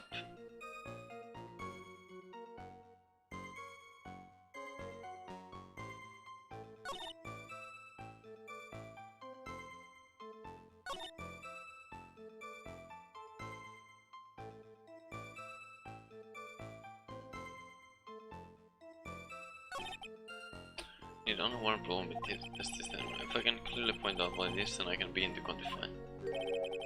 Just how good this witness's memory and observation skills are. I'm okay-ish. Kind of, my lower, like, lower. Yes, lower. No, upper.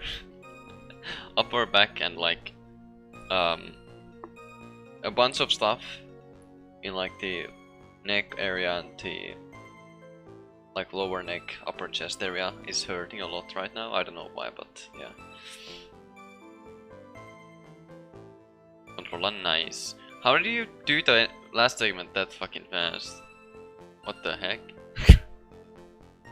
Like, to me, that red area took like 40 minutes or something to beat. Wait, maybe it was 40 minutes since you actually said that you beat mission 9. I lost my sense of time, I guess. Yeah, that makes sense, actually. Yeah, never mind. I'm done. Have you done the side missions, by the way? There are some pretty good ones, if you haven't.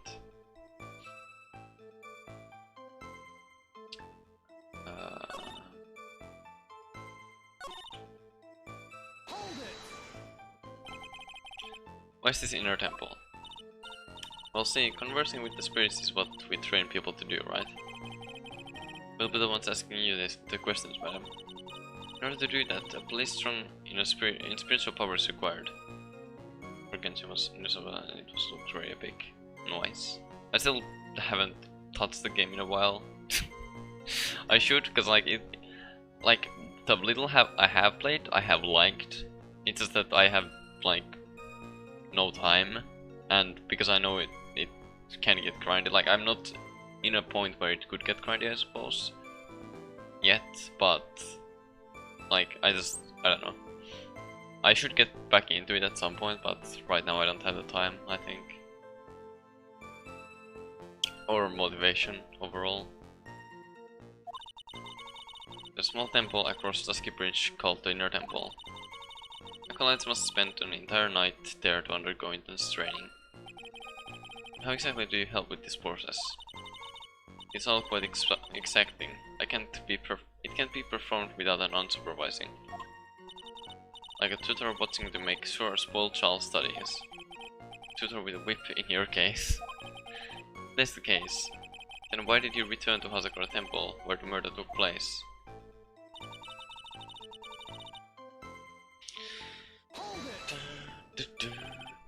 Violently? That's right. It's no laughing matter, especially in winter. Be like 40 minutes. I mean, fair. For me, like, that part was like, I was just struggling with it so much, and it felt like an eternity, to be fair. But yeah. Like, it took me so long that like afterwards my eyes had like red vision for like a few minutes. I can't hold anything heavier than a knife and fork during the cold months. Just being alive is like strict training. The night of the murder, was this fabulous back of yours hurting again?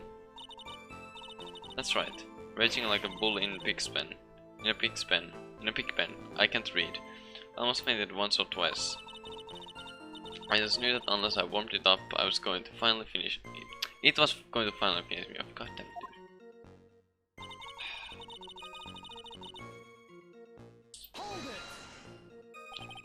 You left Iris to help. With what? What do you think? The acolytes training, of course. It's just past 10 PM, so we were starting to enter into the training exercise proper. Wasn't it your place to remain with the disciple? Well, the job is simply to watch over the acolytes so that they don't pass away. Just to confirm this point again that night. You met Iris in the Inner Temple, correct? Yes. She's a gentle, honest girl. She's never once failed to follow my directions. I guess I can put this here. Witnesses have to undergo their own trials, I'm afraid. The defendant's fate rests on their powers of observation and memory, after all. Well, don't worry. I'm more than up to the task. I'm a woman of faith, after all. The head honcho of Hazakura Temple. In that case, Miss Honcho, I'd like you to explain something for me. The discrepancy between your testimony and that of the defendant, Iris. She claims that after ringing the lights out well, she went back and stayed in her room. Which means she did not go to the inner temple at all. No, she said that. Defendant or a witness? Who is more likely to lie, do you suppose? The defendant is simply lying to cover her back. But this is completely illogical. The murder was committed in the courtyard of Hazakura Temple. Claiming that she went to the inner temple would make for a much better alibi. But that is odd. Whatever the reason, I can't believe that she would lie.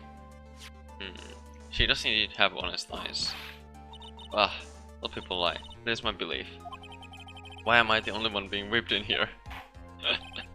Anyway, neither the witness nor the defendant have any reason to lie. Which means, you must call your memory into question. Dear. You're older than me and yet you want to play a game, do you? Well, that isn't exactly what I... My memory is perfect, crystal clear, especially in winter. Then, I suppose it's too early to end this cross-examination, eh? Besides, but if you're going to question the memory of this witness, you will need to show me a more decisive piece of evidence. Understood, Your Honor. It's naive to think it alone would do the trick.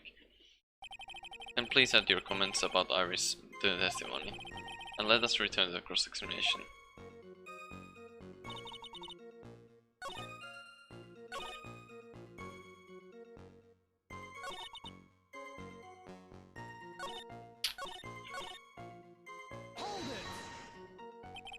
Are you sure that you are not making a mistake? You, young man, need to get your estimation of me up from the floor. Iris always wears the same clothes. The smallest thing out of place would have stood out like a sore thumb to me. You're making a mistake. Thinking I made a mistake. Achievement hunting time. Nice. I still need to do control 100% achievements on Steam at some point. I didn't do the 100% on Epic Games yet. I haven't even done like absolutely everything. There's still a puzzle that I haven't done, even though I practically know the solution already. I just haven't gone and done it yet.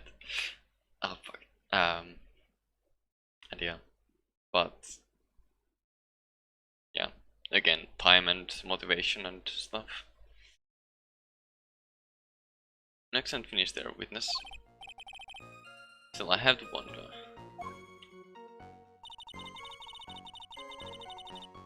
Okay. My bitrate just went nuts for a moment.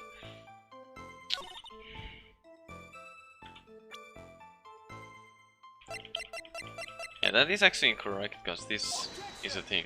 I just realized. Witness, let's get one thing straight. The defendant whom you claim to have met. She was wearing this demon warding hood, correct? Of course. It's a very important piece of clothing, I'll have you know. Wait a minute. Hold it right there. Why do you have that? That's the question of the day now, isn't it, Miss Von Karma? I'll have you know that this food was given to someone as a gift that night, before the lights out bell was rung. What? You know where I'm going with this, don't you? If the witness had seen the defendant as she claims, then the Iris she saw should have been missing this very hood. Well. It's not a bad feeling at all, exposing contradictions like this. Now I understand that happy look on Wright's face every time he does it. Aww. Kinda cute. Or, what? Sister? This food. You have spare ones around the temple, don't you? Spares? Well, I do tend to make too many of them. I see. A stockpile. A surplus of foods, eh? Each one is only given one hood. This should be the only hood that Iris owned. Then this is quite strange. Wow, if there was a surplus of hoods, then she could have worn one of those. There's no contradiction here. I'm sorry to break this to you, Miss Von Karma, but you won't get away that easily.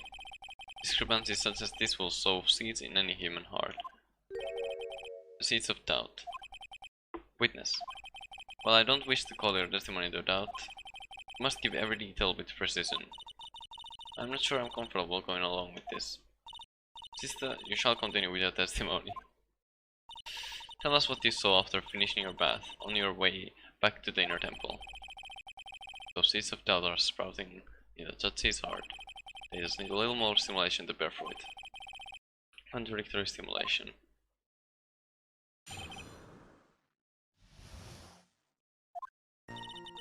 I finished my bath around 11, and I thought I should return to the inner temple.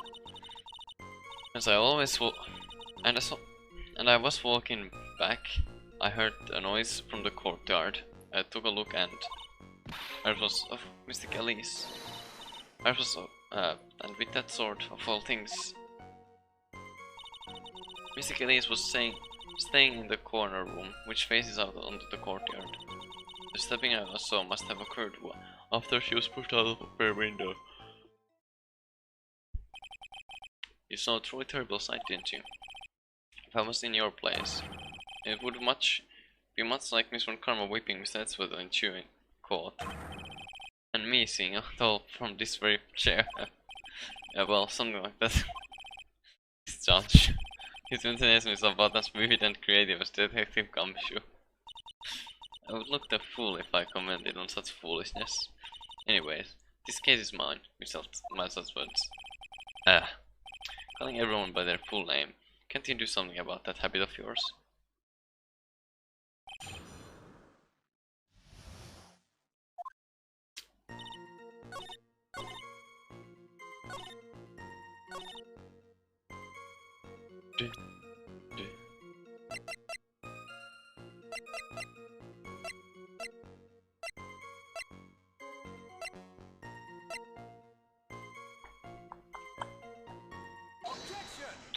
For some reason, 9,000 ranks away from 200,000.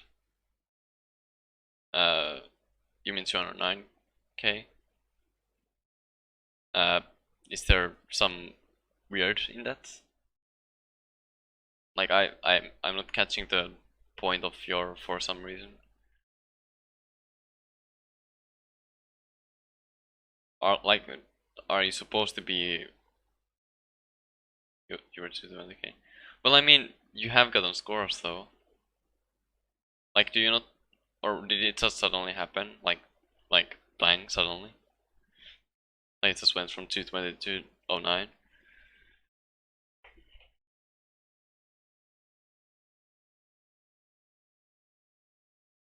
Cause like, I don't know. You could have gotten like it with one play or some shit, I don't know. Cause like, ranks, like, even though it's unlikely per se. Yeah, that could be it, cause like, even though it's technically unlikely, when you think about it, you could like, be at like 220k, and then the next 10k ranks are all within like a couple PP of each other. So you instantly jump over all of those with the new play, you know? It's not like you, yeah, have to like get all of the plays necessarily.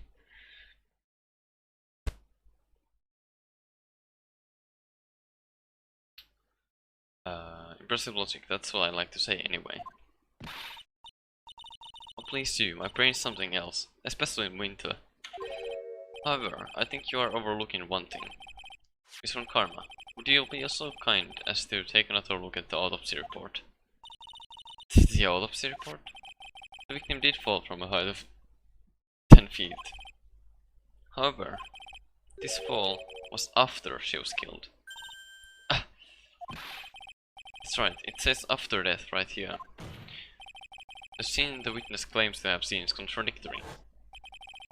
The defendant stabbed and killed the victim here, There in the courtyard. How did the victim then go on to take a 10-foot fall?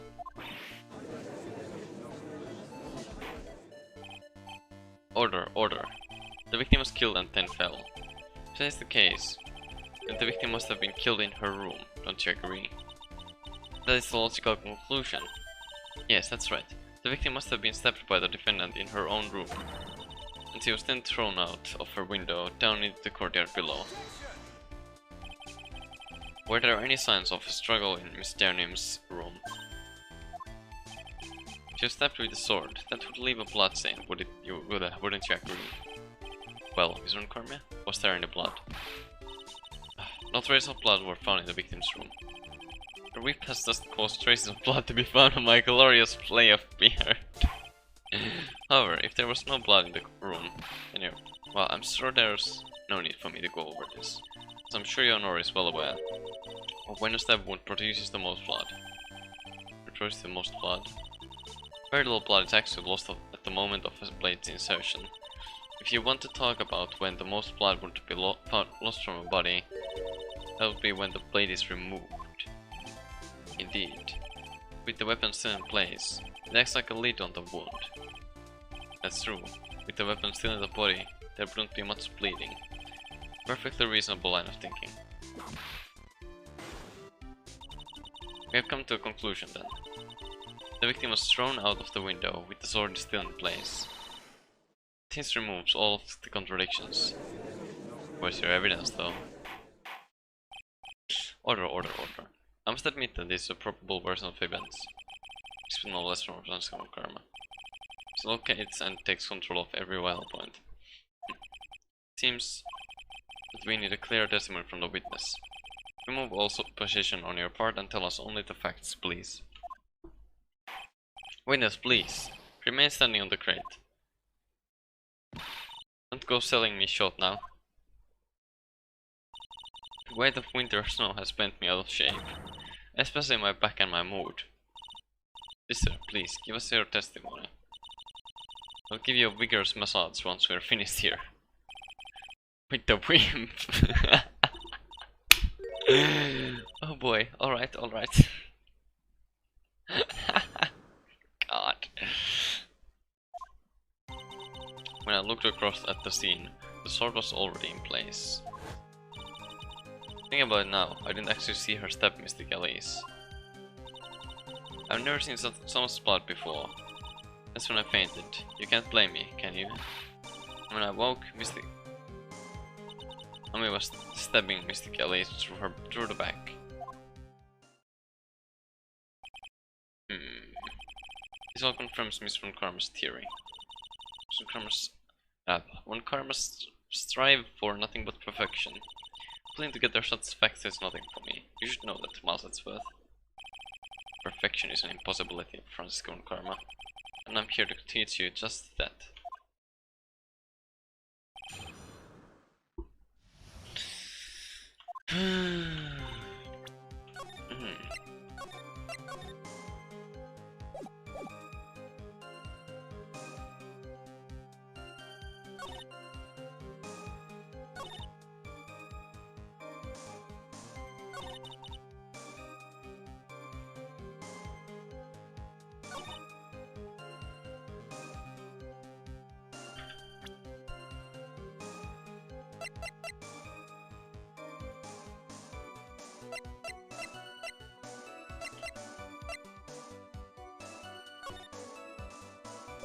Not this one.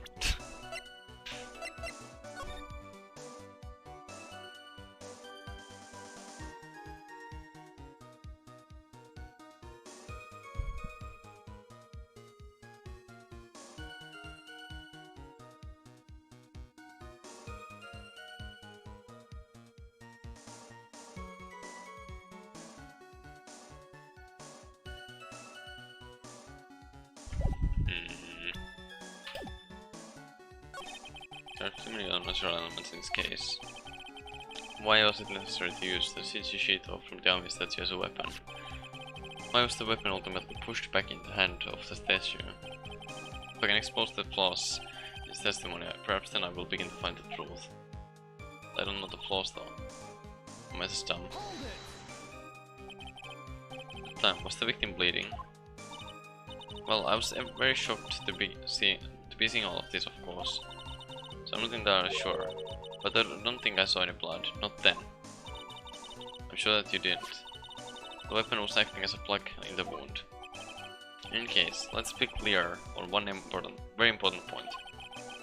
You can actually see the instant in which the victim was stabbed.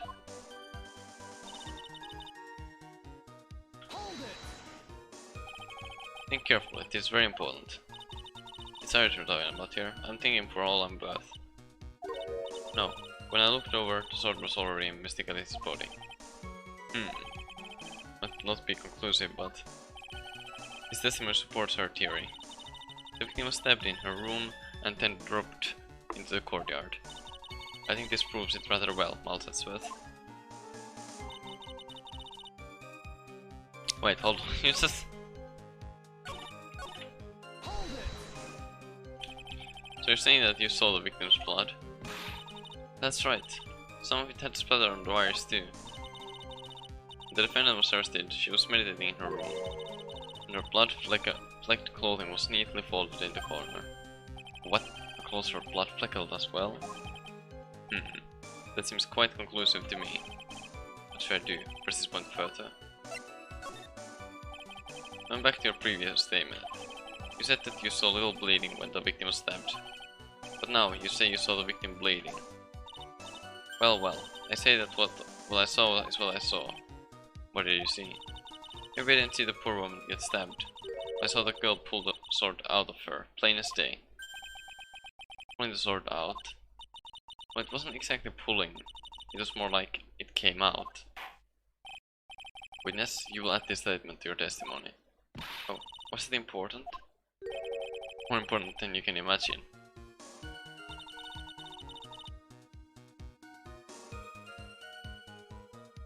Oops.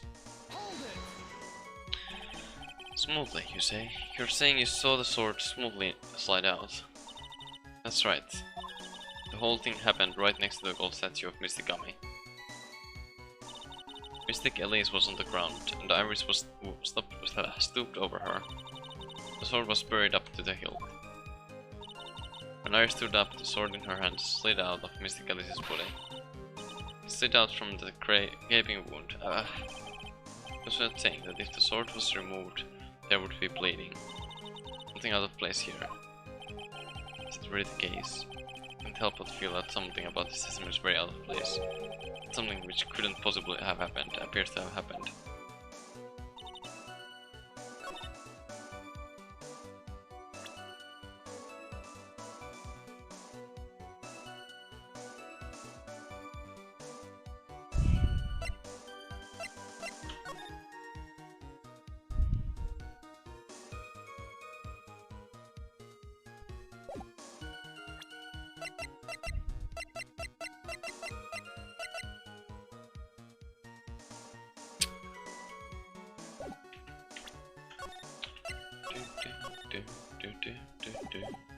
Whoops. Okay. What was that? Mr. Bikini, you're a reliable witness. At least I'd like to think so. But there are too many contradictions here. What do you mean? You make it sound as though I'm a liar. But you're a handsome young man, so I'll forgive you. The contradictions are you talking about? The scene that the witness claims to have seen. The weapon was thrust up to its hilt into the victim. Furthermore, the killer withdrew the weapon smoothly from the body.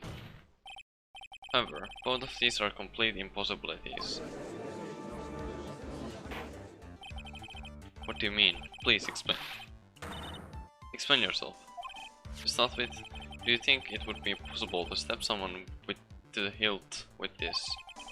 No matter how I look at the defendant, she doesn't appear strong enough for that. Doesn't appear? What meaningless dribble? I too may appear to be weak and frail. But I can crush men under my heel and make them weep, should I so choose. Don't take some stance. I left a little back there, I must admit. That isn't the only issue here. If this sword was truly stabbed into the body, up to the hilt. Well, just look at all the branches on it. It certainly wouldn't come out smoothly. That's... We also have the problem of the amount of bleeding. It's true that when a blade is left in a body, it acts as a plug of sorts. However, when the weapon is shaped like this, it's an entirely different story. The wound would be too large for the blade to completely stop the bleeding. That's nothing more than conjecture. In reality, the victim was stabbed with the Shichishito. Even a weapon of this nature may still sometimes slide out smoothly, and may still sometimes stop the blood loss. I'm not finished. There's still one more conclusive contradiction. You still got more? This one is simple. This sword really was thrust in all the way to the hilt. Why is there only blood on the tip of it? If this witness is telling the truth, there should be blood along the entire length of the sword. No. Wow, bravo, Masetsuet. Raising this many contradictions from a single piece of evidence. All the other attorneys I know could maybe manage one, if that. But what does this all mean? You have proven contradictions regarding the murder weapon, but having come this far, there can only be one answer. And that is... the weapon used to kill the victim was not the Shichishito. What? A fool is a foolish idea born from the foolish mind of a foolhardy foolish fool. Let's examine this again. What was it?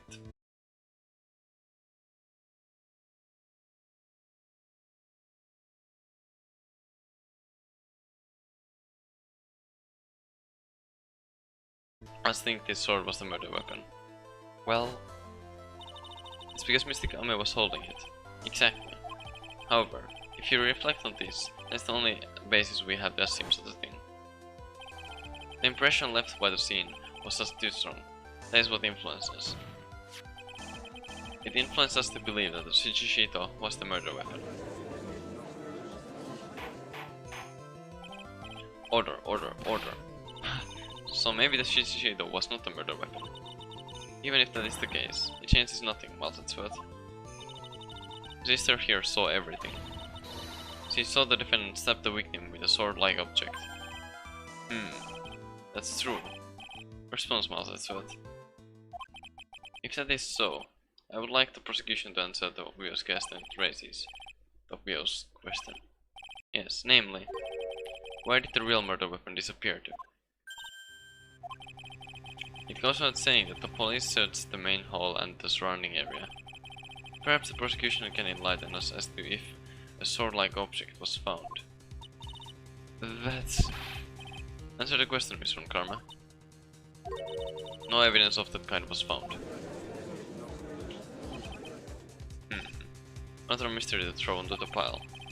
A trial without a murder weapon is a tricky beast. Excuse me, could I say something? I just remembered something actually. What is it, sister? I was just thinking, it's possible, but just maybe, what actually happened was, it was just over there. What exactly are you going on about here? The murder weapon, I mean. Maybe, I think I might know where the sword was disposed of. You what? Well then. I think we need to hear testimony from you one more time, sister. Impossible.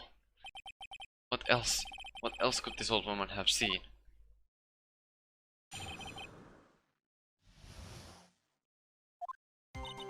I saw the murder at around 11 PM. After asking that it be reported, I went out to the main gate.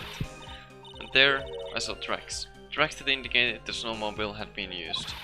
It takes 15 minutes to walk to Dusky Bridge, but less than 5 using one of those. Maybe they threw the weapon into Eagle River and came back while I was knocked out. Or it could have been that she can drive a snowmobile after all. Witness, please tell us everything you know right away next time. But I'm not in the best of shape. What with my back and my age, you know. Quite. There are indeed snowmobile tracks in front of the main gate. Here's a photograph. Okay then. Snowmobile, I see. Well, it certainly is an interesting theory. The tracks begin in front of Prosecutor Temple and run all the way to Dusky Bridge. That solves your pesky little problem, yes? The Eagle River's current is quite swift, meaning that it doesn't freeze over in winter, making it the perfect place to dispose of the murder weapon. Did you really go into the river to dispose of the murder weapon? Besides that, your cross-examination, please.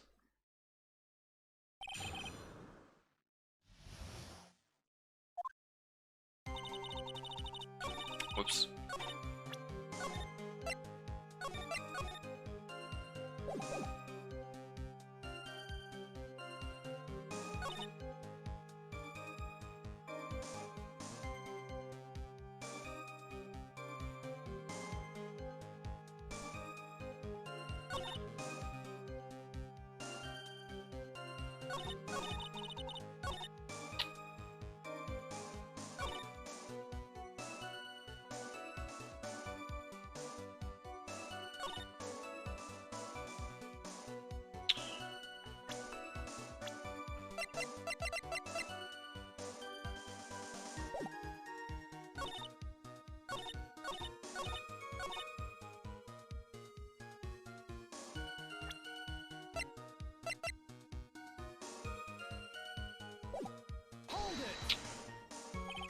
You are sure about the time?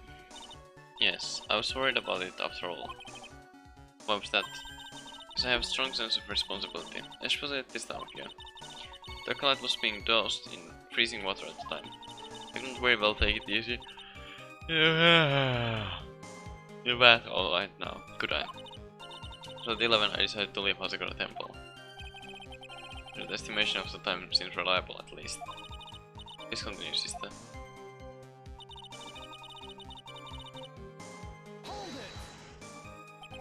You asked Phoenix Wright to report the crime, correct? Right, the one who trampled me. Seems she is the type to hold a grudge. There isn't a phone in the main hall, so I sent him to the bridge. Phoenix Wright, he didn't even have his cell phone on him. He'd forgotten it at home, apparently. What a naive boy, as always. Not only do I always carry my phone, but I always have my whip in hand too. Anyway, I'm pretty scared and it was taking him a while to get back, so I thought I'd go out by the main gate for a spell.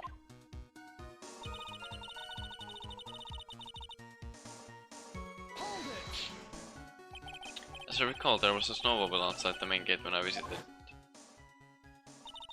That's it, that's the only one we have. It'll run no matter how much snow falls. Now, you're certain the snowmobile was there at the main gate when you arrived? Yes, of course. It was parked in front of the gate. So, she had already gone, discarded the murder weapon and returned by that time. I'm not sure if this is really relevant. What should I do? I need answers to every possible doubt. Snowmobile in question. Was it still warm at that time? Huh? What do you mean? What do you mean? What do you mean, eh? What do you mean, Mousesworth? I'm playing to a slow crowd here. It goes without saying that using a snowmobile will heat its engine. If it was still warm, then it means it was recently used. Ah, I see. I never thought of that. That's right. I overlooked that too. Of course you did. Then answer the question, please, witness. I don't often go around touching hot engines. However, now that you mention it, there wasn't any snow on it. Snow? Yes, for some reason the snowmobile wasn't covered in snow. There wasn't any snow on it? Curses. Seems highly likely that the killer did use the snowmobile then, eh? How long does it take to get to Dusky Bridge by a snowmobile?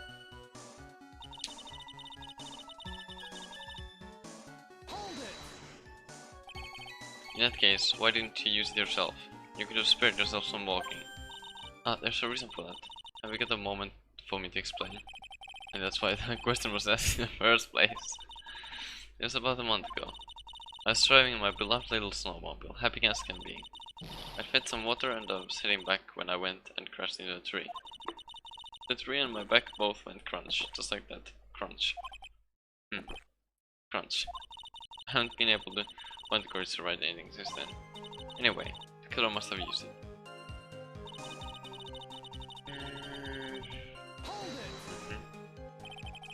Refresh our memory. How long were you knocked out for? Like I said, somewhere between 10 to 20 minutes. It's possible to get to the bridge and back in 10 minutes using the snowmobile. I had to concede that it's more than enough time. Is it all you wish to concede? Miles at first.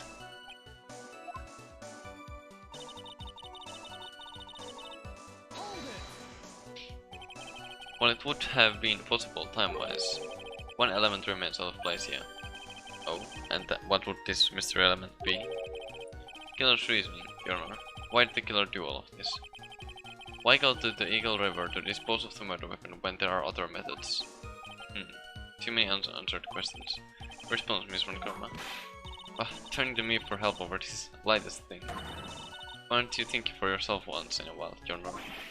What? He's as over the top as always. Anyway. Whatever the reason, the fact remains that the defendant could have done this.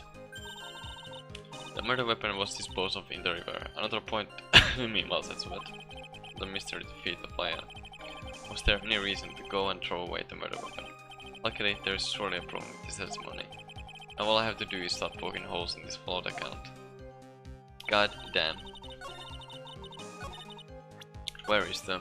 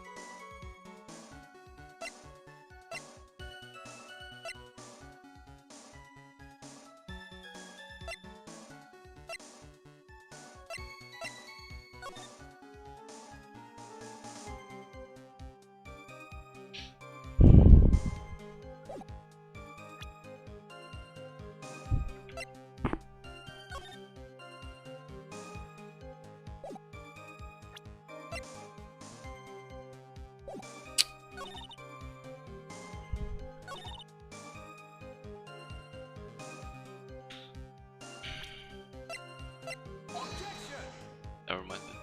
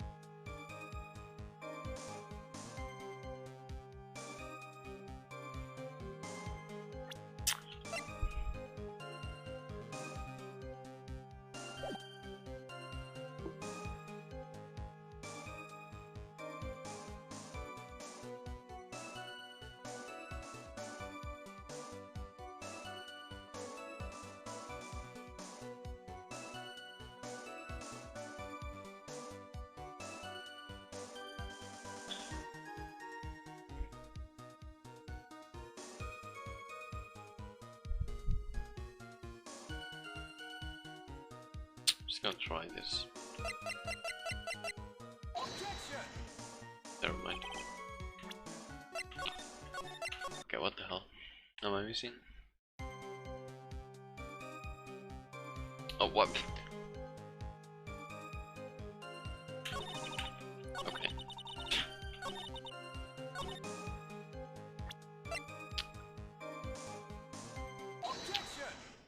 I'm dumb, I guess. Admit this photograph proves something. It proves that the snowmobile was used on the night of the murder. You finally accept the inevitable, it seems, most it's worth. However, if what the witness says is true, then why is there only one set of tracks? What do you mean? Oh, okay, I guess yeah, that makes sense. Start broken new PP. Need to play? Oh no. Oh no. Oh no. Oh no. Feels, man. Unless it actually pipe hitting, I don't know. But start breaking is never fun though, so I don't know. Iris left Hasakura Temple, threw the weapon into the river and then returned. And did PP after. What would it have been without the break?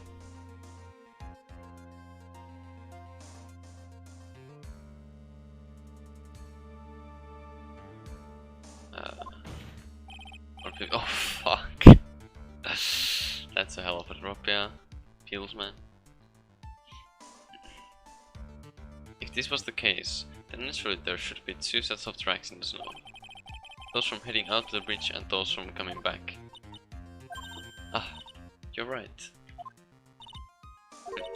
You're forgetting one thing, Master. On the night of the murder, it was snowing. The tracks leading to the bridge were erased by the snowfall. This removes your precise contradiction now, doesn't it? I see. While she was at the reverse, the snow stopped, leaving just the return tracks in the snow. What do you have to say now, Malzatsworth? Instead of flowing her theory. Suddenly that the snowfall covered one set of tracks.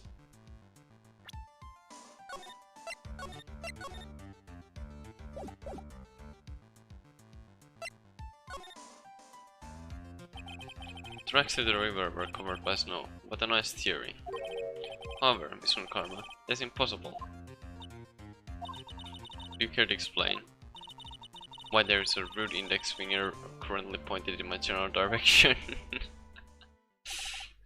No need, the evidence will do all the talking for me. The night of the murder, the killer went to and returned from Dusky Bridge in order to dispose of the murder weapon. The outgoing tracks were erased by snow, or so claims Miss Karma. Master Edgeworth, present your evidence to the contrary, eh? Evidence that the outgoing tracks were not covered by snow.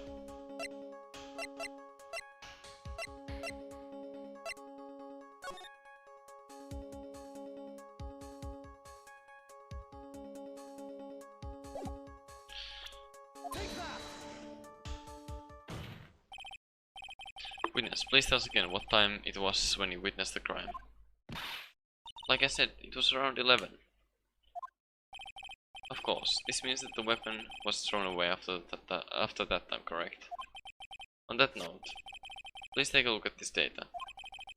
It's the weather report for Eagle Mountain on the night of the murder. The weather report? Snow started to fall at 7 PM, but it stopped at around 10:50. Therefore, when the sister witnessed the crime at 11 PM, the snow had already stopped falling. Impossible for any tracks made after that time to have been covered up.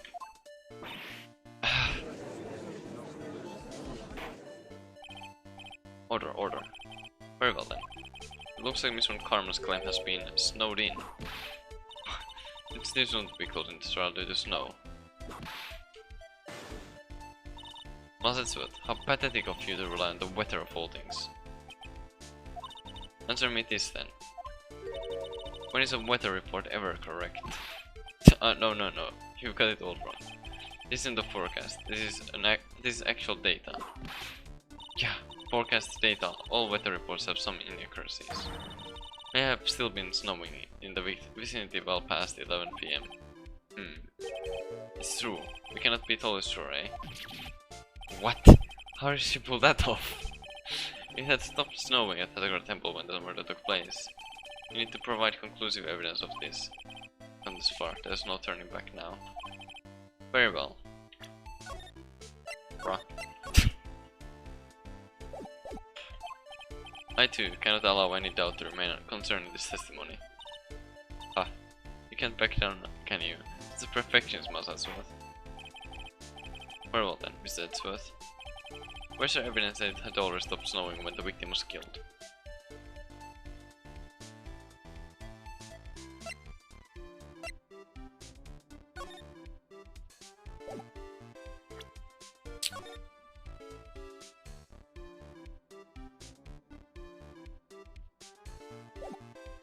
Could it be?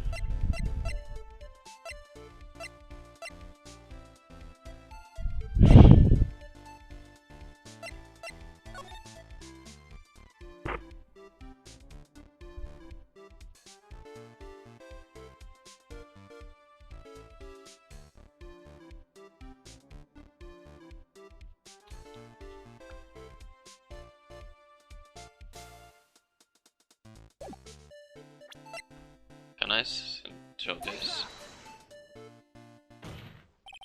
Ultimately, it all comes down to one point. That being, whether or not it was snow in that courtyard when the victim was stabbed. That's right, but proving that is incredibly easy. If we want to know whether it was snowing or not, this photo will tell us everything. Of course, I am referring to the photo of the crime scene. As you can see, everything is covered with snow. With just one exception. And that is the victim herself, Miss Alice Downing. Why is there no snow on top of her? The answer is simple. It had stopped snowing when she was killed, that's why. In other words, if the killer really did go to the Eagle River to dispose of the murderer, then in this photograph there should be two sets of tracks. Order. This is what I probably get to create today if you fall. Wait. Yeah, easy. If you go for it, you'll get it.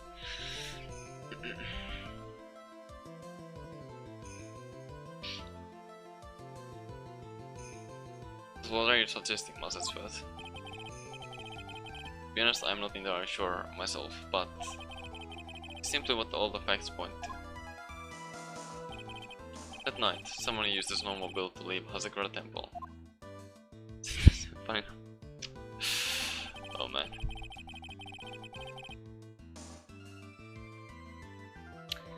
From the tracks left, it can be understood that they were heading for Dusky Bridge. At the time it was still snowing. Of course it was, because those tracks were erased by the snow.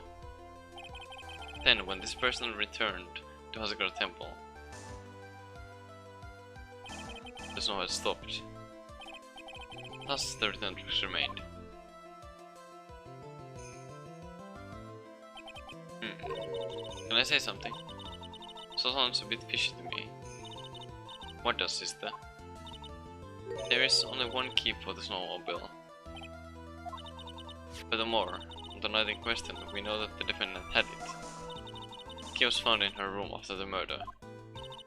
Which can only mean that night, Iris used the snowmobile to go to Inner Temple. But Iris said that she never went there. I should probably press on this point some more when I get a chance. The snowmobile can't cross the suspension bridge, so she must have left it on the Hazakura side of the bridge and crossed on the foot. That sounds right. But what's odd is, when I left Iris and returned to Hazakura Temple,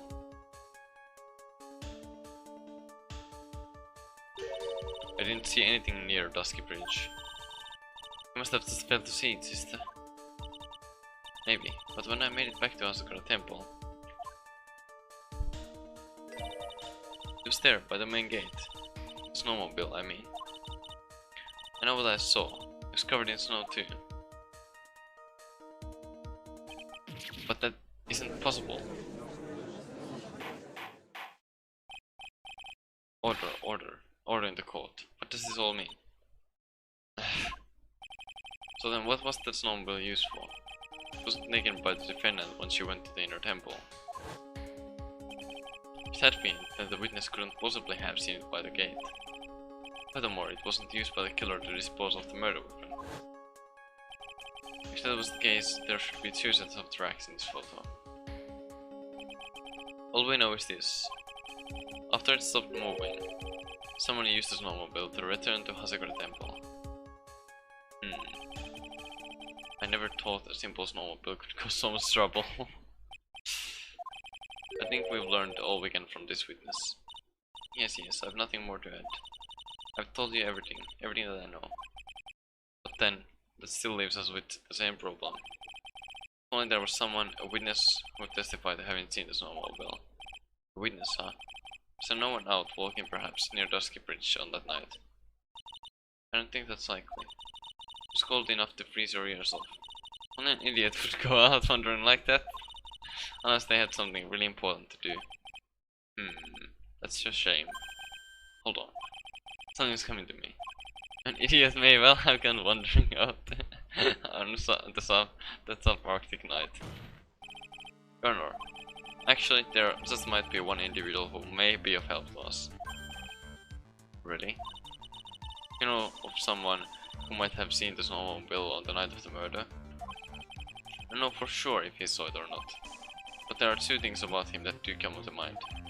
Which are, first, that he saw something incredible on the night of the murder. And the second being, this individual that I'm thinking of went wandering outside on that cold night. In other words, he's our kind of idiot. So that's it. Who is this idiot you're talking about?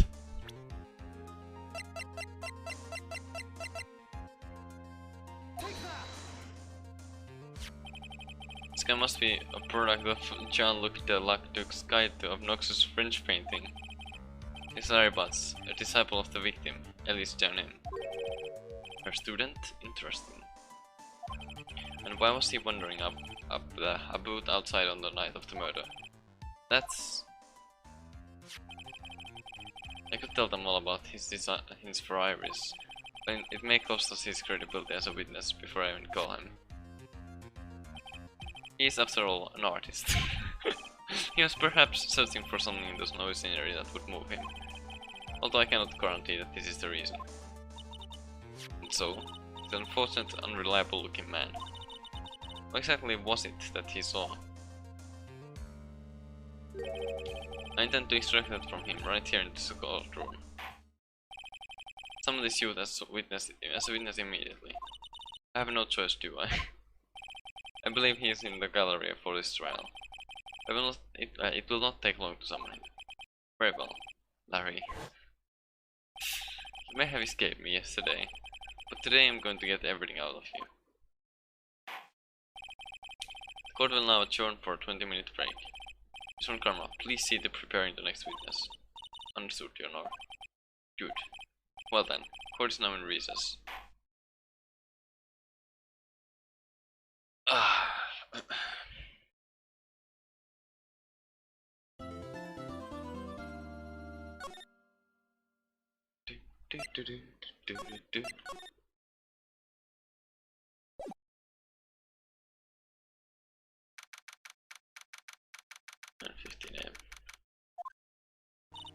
Excuse me, Mr. Edgeworth.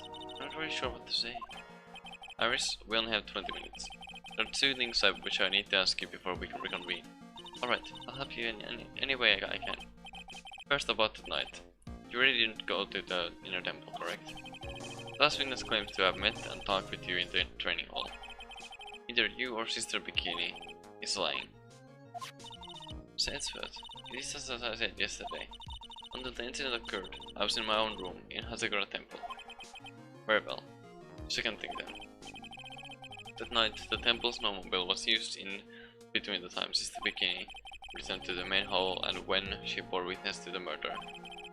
Sometime between 10:30 and 11 PM that night. Were you the one who used the snowmobile? There's only one key for the snowmobile. The only person who could have used it was me. So it was you. But why? What made you go out to the Dusky Bridge? Sorry, Mr. Edgeworth. Oh, come on. Oh, 5, Jesus Christ. Iris, I can't tell you about that yet. Not until her safety is confirmed. Her? Safety of the Acolyte. The Acolyte? Huh? She must be talking about Maya. Iris, look me in the eye and tell me the truth. Did you kill Alice Denim? No matter who or what may come, I could never take a life. As I thought. No psychologues. Very well. It's my job to get to the truth. So discover this for yourself soon enough.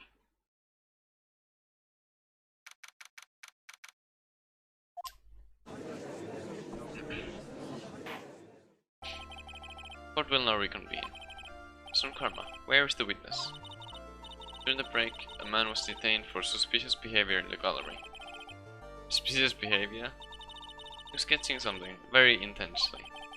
There I asked what the witness was sketching when he was detained. She was a terrifying woman, armed with a demonic face and a vicious whip.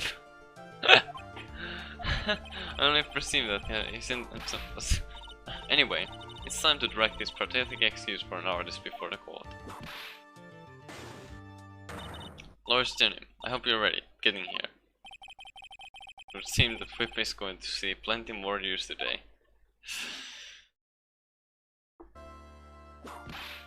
Ouch. Your sketch is in contempt of this court. Hey, I've sent an artist. Ouch. You tried to run away from a bailiff who was trying to hand your subpoena, correct? Look, I'm nothing but a fledgling artist training out in the mountains. I'm only down here in the city because I ran out of cream paint. Well, to use the technical term for the color, Viridian. Sorry. This isn't an art store now, is it? I know, I graduated junior high, okay? Look, artists are all about working in the fields, isn't it? Working in the fields? I presume he wanted to say field work, that's my hope. That's it, thanks buddy. It's kind of sad that I was able to understand his mangled train record sentence. I just happened to stop in here and found a wonderful new model. So see, I've got nothing to do with this trial, at all. Expect all of your faces to be red when you realize the mistake, bright red. Or to use the technical term, Crimson Lake. Ouch. Ouch. Stop your pathetic blabbing and testify like a man. Friend will whipping me with some grammar. Cross-whipping is as bad as cross-checking. Witness, that was all your fault. Testify now. Or it's too much for me.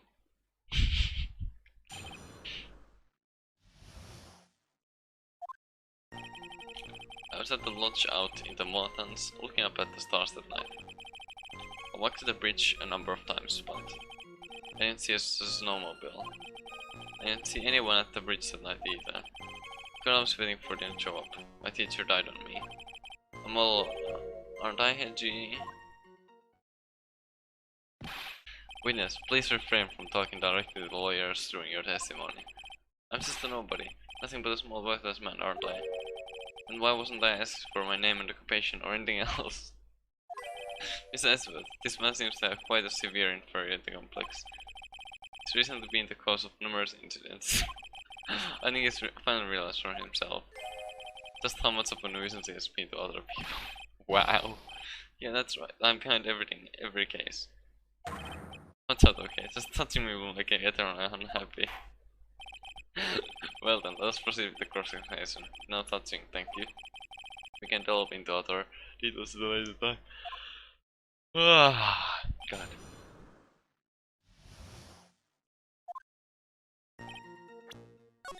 Do, do, do.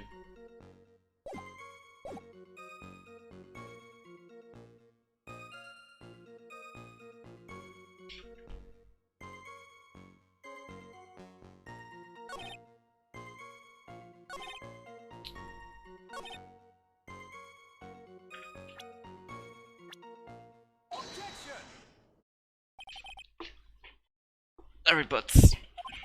I can understand why you might want to throw your old life away. You're pretty pathetic and you cause all sorts of trouble. I'm sorry, but having realized just how much of a nuisance you have been, that could have been considered a step in the right direction. Edgy, are you? Trying to console me?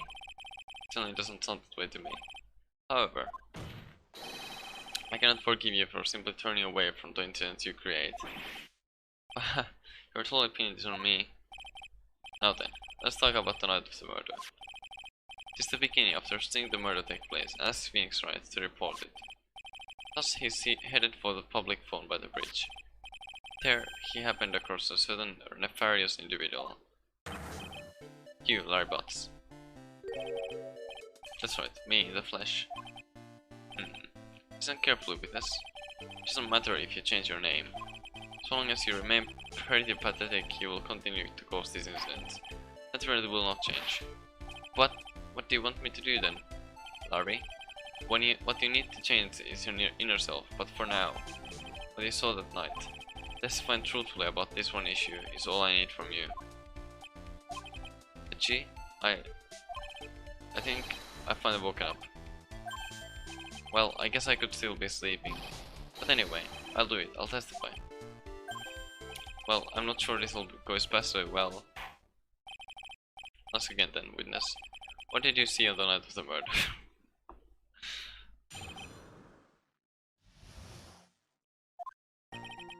I went to the shack at around 9, so it would have been about 10:30 PM.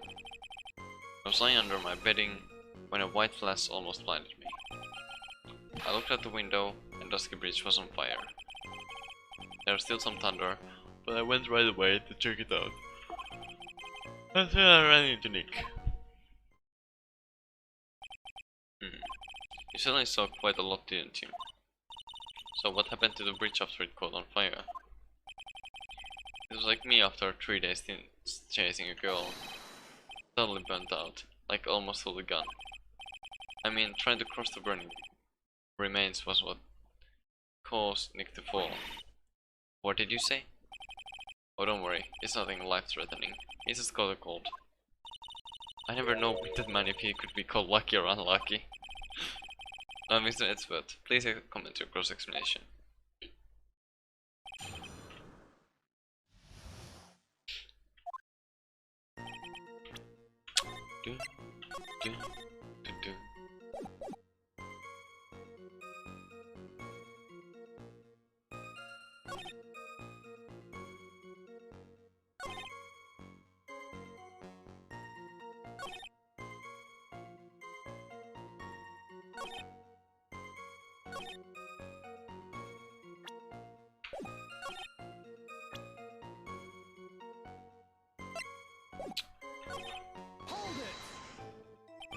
You said right away, but exactly how long after the strike was that?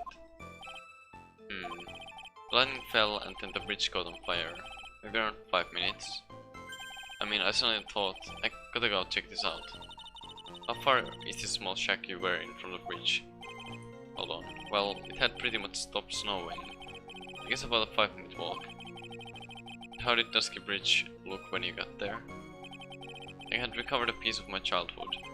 I mean, not even the bonfires kids make during school camping trips could compare. Well, should I press him for a little more info?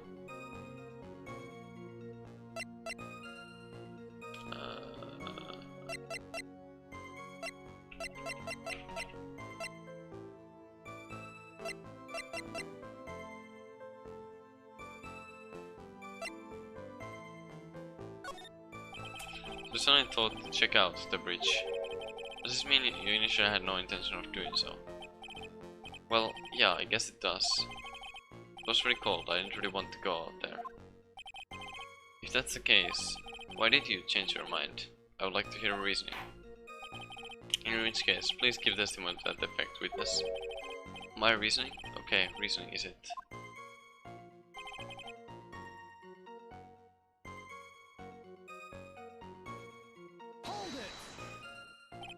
So you decided to go and see what was happening. That's right, we're talking about a massive suspension bridge burning to high heaven. Not something you see every day. Respect you. Like really special. Can really trust a witness who is unable to pronounce spectacle. Life seems to love hitting this poor witness below the belt. So my motto is to hit life back as hard as I can. I'll give you a few hits too if you'd like, with my whip. Told me about the burning bridge yesterday. there's still something that doesn't quite fit. Looks like, despite his sense of heart, Larry still isn't telling us the whole truth.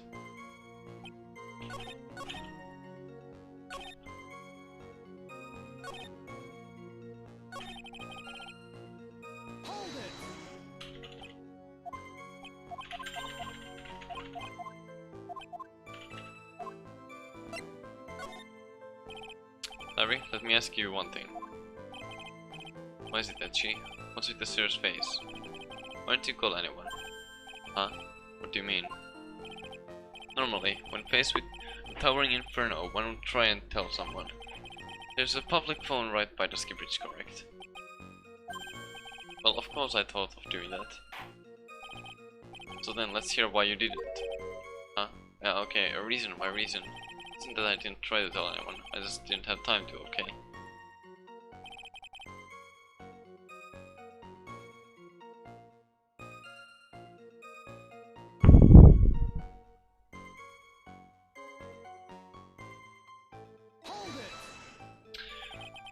Claim to have arrived at the bridge at the same time as Wright. Yeah, I thought I'd better tell someone about this. But then Nick came up yelling about murder. It totally made me forget about the bridge. The fire was pretty much out by then anyway. It's this feeling. Suddenly have a terrible case of unease. It's after contacting the police that Phoenix Wright fell from the bridge, correct? Yeah, that's pretty much it, more or less. Told me about the burning bridge yesterday.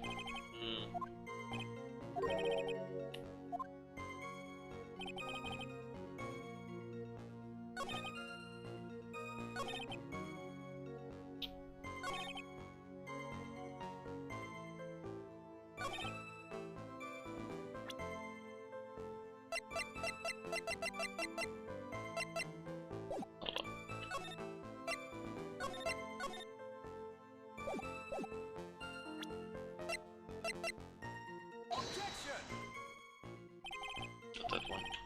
Or not that statement, I don't know.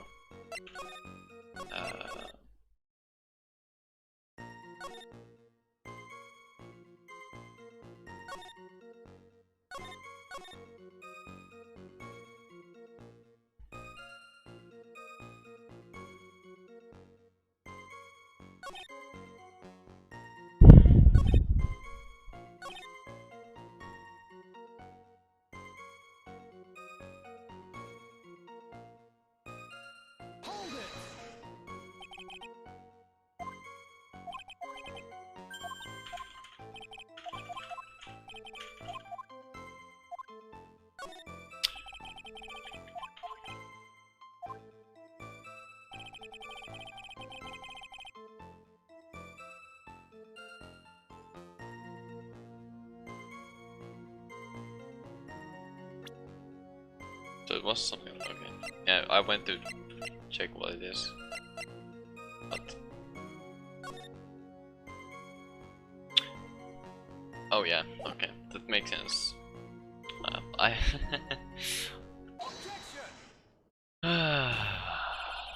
your very existence being a contradiction. I'm not sure if you can grasp this or not.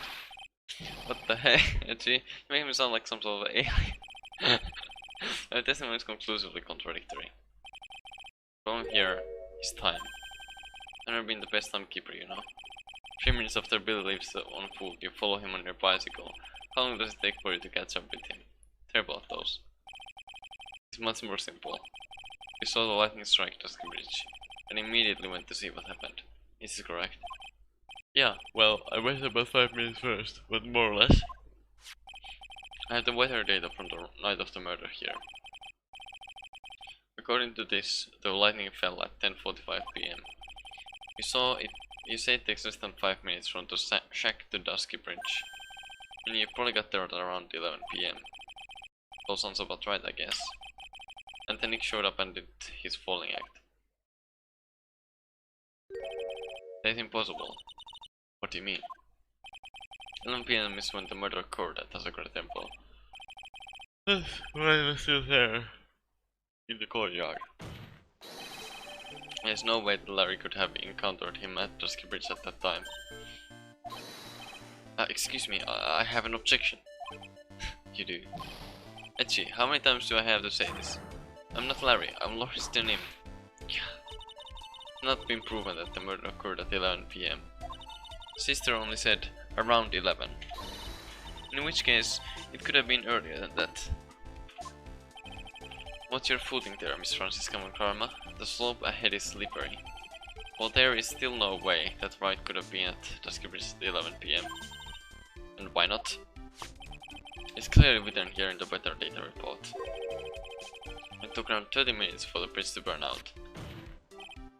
Therefore, the bridge must have been burning until at least 11:15 PM. Which means, what exactly? Wright did not see the bridge while it was being consumed. Oh god. It was being consumed by the flames at night. In fact, he did not arrive on the scene until after the flames had died down. Larry, you arrived at the bridge at 11 PM. But Wright did not make it there until at least 11:15. I suggest you stop hiding things and just tell us the whole truth. Now then. What happened during these missing 15 minutes? I feel like I just got brutally woken up by toilet splashback. I guess I was still sleeping after all. Gosh. Order. What the fuck? So there's a missing 15 minutes prior to meeting Phoenix, right? Hardly see that as much of a problem. Yeah, not much of a problem at all. Really? The bridge is burning before your eyes and there is a phone right next to it. Why then did you not report the accident? Yes, witness, why didn't you? Were you there simply to watch the bridge burn? And therein lies the problem. For even after the bridge had burned out, he was still there. Staring into space, this witness didn't even attempt to fulfill his civic duty. That's what it sounds like. But this is Larry we're talking about, and he is incapable of being so stupid. Which means, there has to be a reason for his inaction. Etchy, I think it's about time I got serious with you, dude. That's what I thought. You've been playing with us all this time. Listen, I'm going to tell you everything. Are you sure you want to hear it all? Yes. I may really say it this time. Everything. Then say it. Very well. I have a terribly bad feeling about this, however. Let's have the witness finally give us the whole truth. Now, for the 15-minute gap, what were you doing, witness?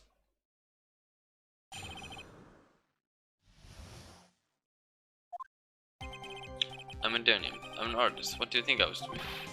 Sketching in front of the bridge. I was whipped up into the frenzy of art. The shock and awe that I was feeling, I transferred it all directly onto the page. When I realized it, the flames had gone out and then he came running up. I suppose all this can be the strange fault. That's right. I'm willing to sacrifice everything in order to draw the perfect sketch. Including the truth from the sound of it. Besides that, at least remove the last bit of your doubts. Not at all, you know. One real last doubt still remains. And what would that be?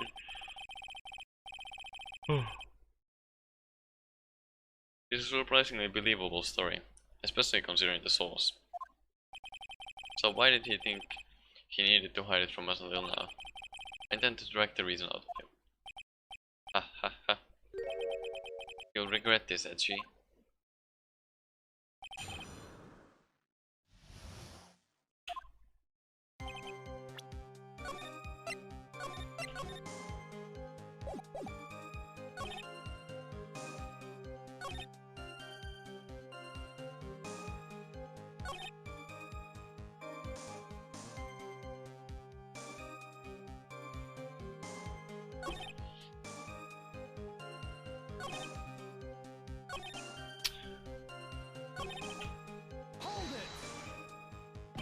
Sketching the burning bridge and everything that came with it.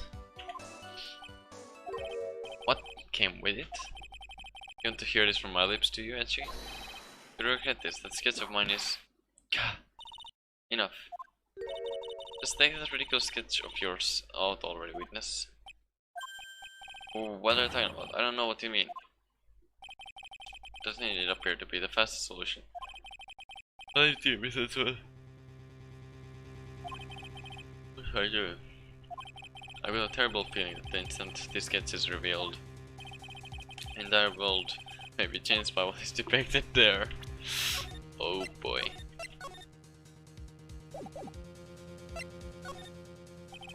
Larry, I wonder if you could show us your sketch, please. Well, well. Even I couldn't have imagined it turned out like this. Imagine what? That large synonyms debut would take place here, today, like this. Ouch. Show it, now. Okay, let's steel ourselves. This is the world of Clarice Denium.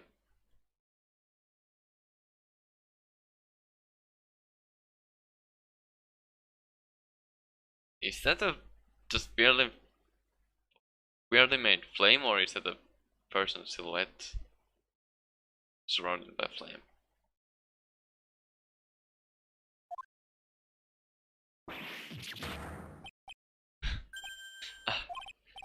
Well, so this is Dusky Bridge, correct? Quite a large bridge, isn't it? Your response, Vision Karma? Yes, well, it's a better drawing than I expected. Isn't it? Isn't it? I struggled to reproduce those flames, I really did. Yes, I'm sure you did. It's going to get ugly. No one has the courage to bring it up, it seems. This mysterious flying object. Larry? What? The burning bridge is fine. But what is this unfortunate looking figure? Ah, you spotted that? I thought you might. However much I might want to ignore it, I can't. It's Iris, of course. Iris. I wish she'd take better care of herself. We have to plan for our future, you know. What would have happened to her if she had injured herself flying like that? Larry, please, answer this next question honestly. Okay. Are you really claiming to have seen this? Claiming to have seen the silhouette of the defendant flying over a bridge that was engulfed in flames. Yep, that's what I saw. That's why I drew it. I'm an artist, a real artist. Are you high? The girl is really high up in this picture.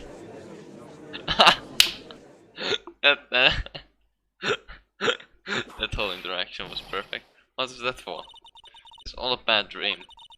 I was hitting you on the cheek to test that theory. Please whip your own cheek from now on if you wish to test your wild theories.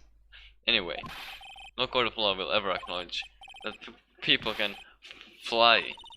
Actually, there's some precedent for this. She was flying pretty high, my sweet Iris.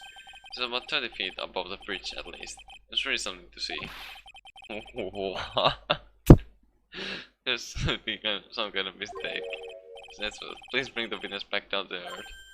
What? Me? The witness is your friend, is he not? Accessory to foolishness. Well, that's what. Let's go back to cross-examination by force if necessary. That's what. I expect you to expose the obvious contradiction here.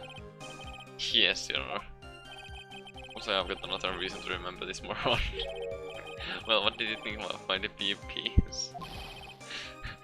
Get that thing away from me. Now hurry up and cross-examine him.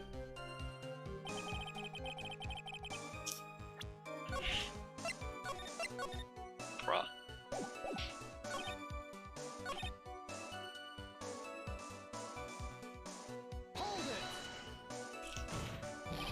Just where did you see his side from? Hey, no need to shout. When I was lying on in bed in that rundown shack, the crack of the lightning bolt made me realize that the bridge was burning. Just watched it for a while from there, thinking how nice it was burning. And after about 5 minutes I saw it. Defendant flying. That's right. So I decided to go to the bridge. I see, it all makes sense. Aside from the sketch itself. Yes, this sketch doesn't make any sense. Just need to convince the artist that his work is ludicrous.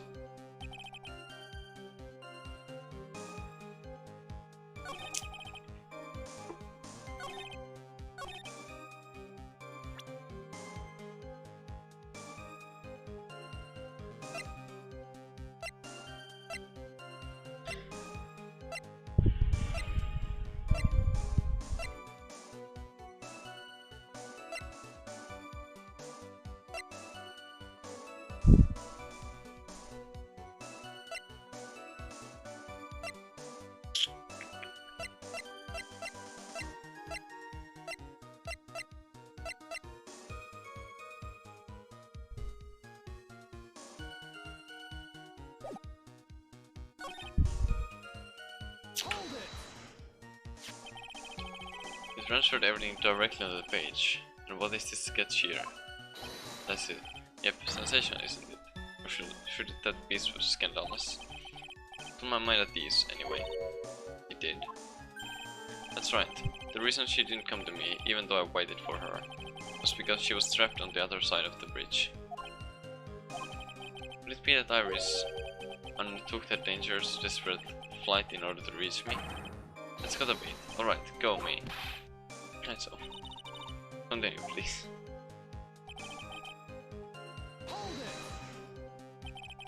Forgot the passage of time to that extent, did you?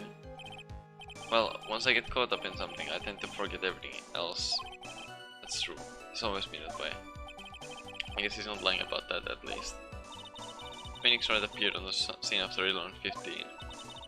If he was strong until 10, that dispels all doubts. Aside from the doubts of his humanity, eh? There's a big clue waiting for me in this cross-examination. Testimony does nothing less than mock the court. And I'm sure that there is a vital kernel of truth hidden in it somewhere.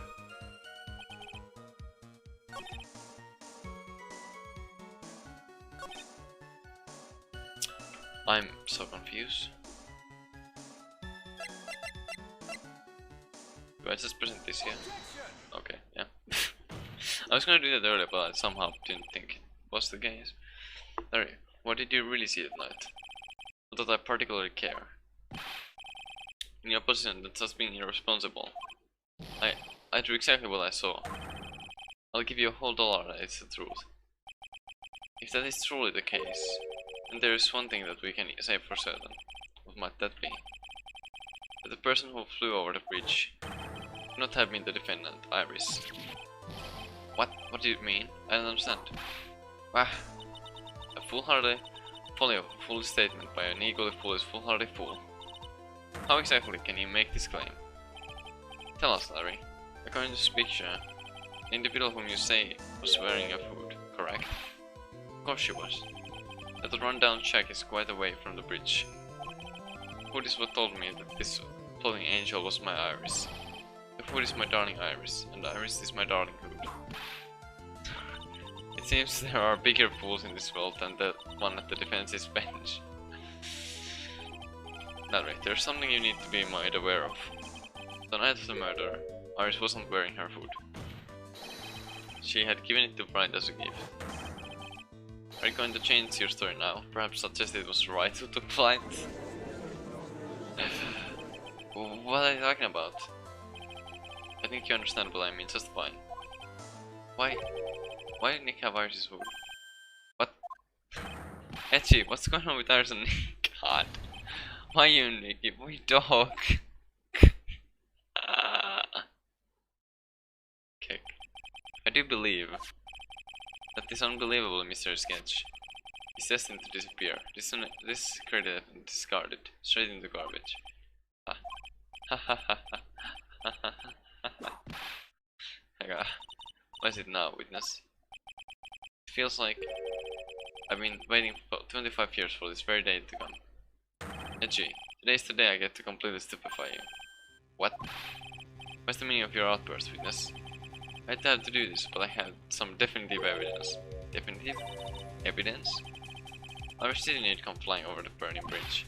And I, Lois Denim, shall prove it.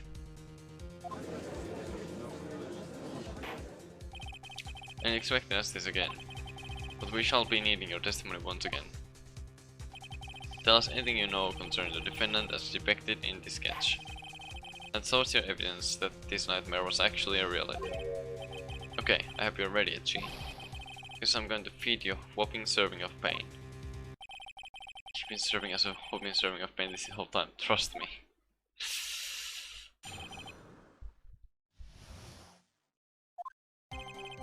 When I reached Dusky Bridge, she was already gone. I was so worried, so I frantically searched all over for her. That led me to finding a beautiful crystal spear, half buried in the snow. I'm sure that Iris was simply bearing a spare foot. After all, no one else could have lost the crystal sphere that night. A crystal sphere? This one, pretty isn't it? But finders keepers. Sphere, where did you find it? Let me see, around here somewhere. Looks about right. It was half buried in the snow. It pretty much stopped snowing by then. There was still some falling as I walked to the bridge. Ford accepts this crystal sphere. That's mine, okay. I went back afterward. There's something on it. Oh my, it's blood. What? Blood? You ready, Itchy? By tomorrow morning, you'll be calling me Master Larry. Yeah, I like the sound of that. No one's going to push me around anymore. Do you want to be called Lars Daring only a few minutes ago? Oh man.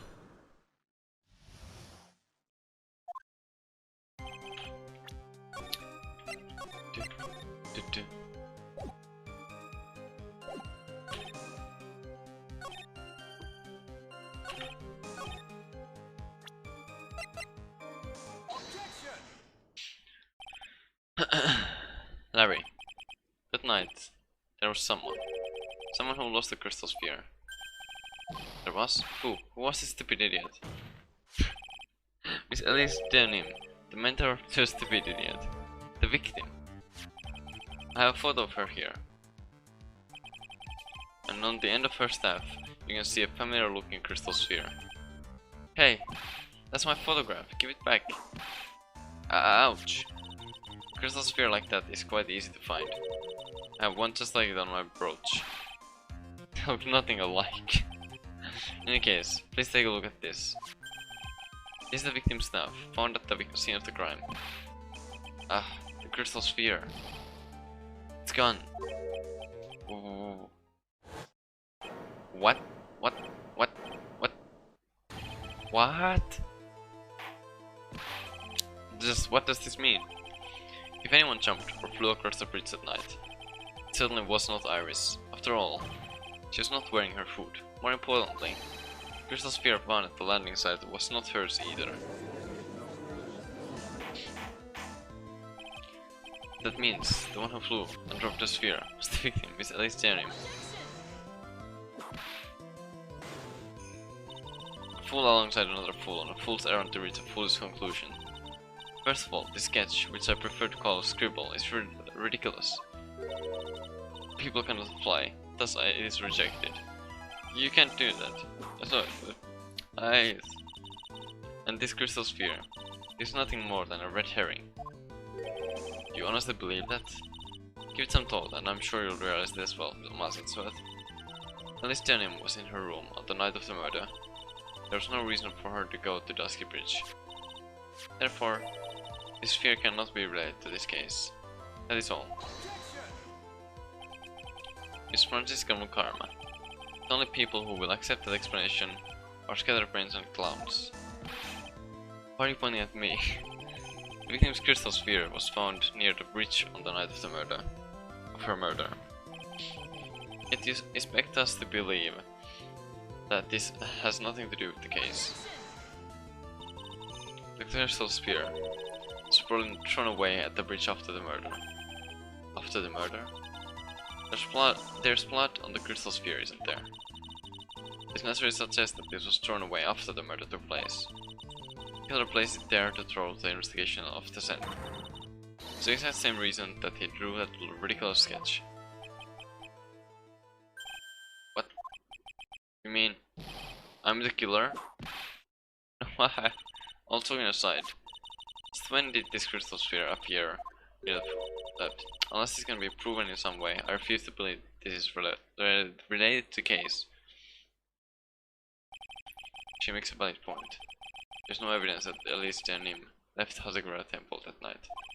However, if somehow this crystal sphere can be proven to have been dropped before the victim was killed, then this case is going to transform into something else entirely.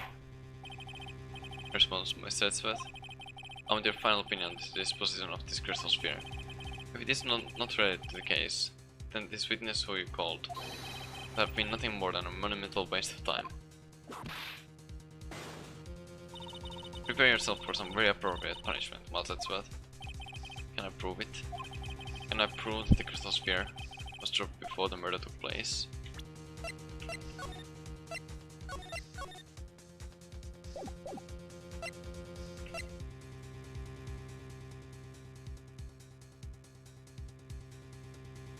Can I?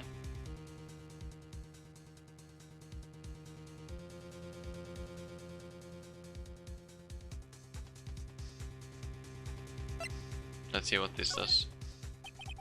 No matter how I look at it, it's not possible. It's certainly strange that the crystal sphere was found near the bridge. Otherwise, this is just a curveball from the killer.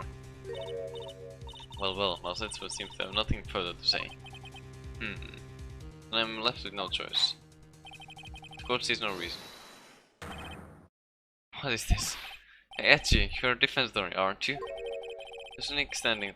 If it was Nick standing where you are right now. If it was Nick, do you think he'd give up?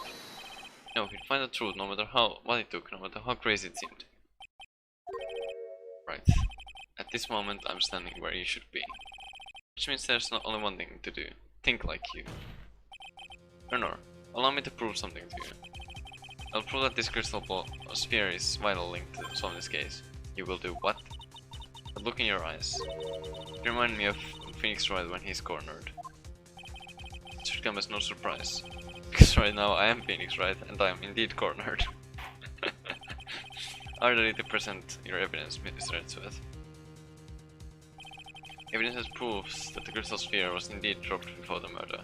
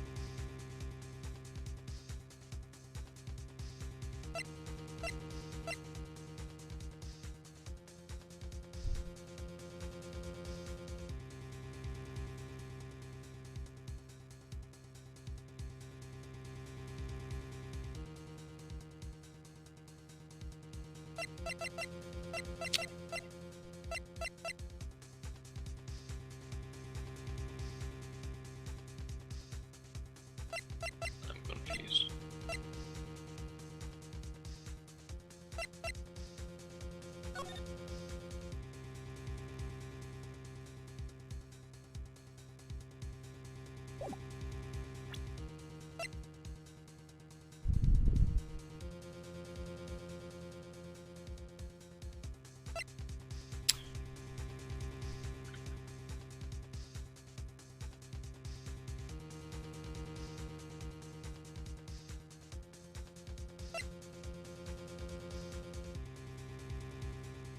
Okay.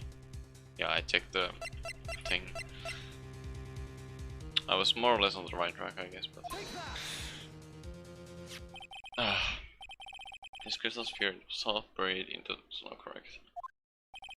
That's right. If it hadn't stopped snowing, then it would have been game over. Snow would have totally covered it. That's all I needed to hear from you, Larry. Your testimony makes one thing quite clear. What? When the crystal sphere was dropped, it was snowing, even if it was ever so slightly.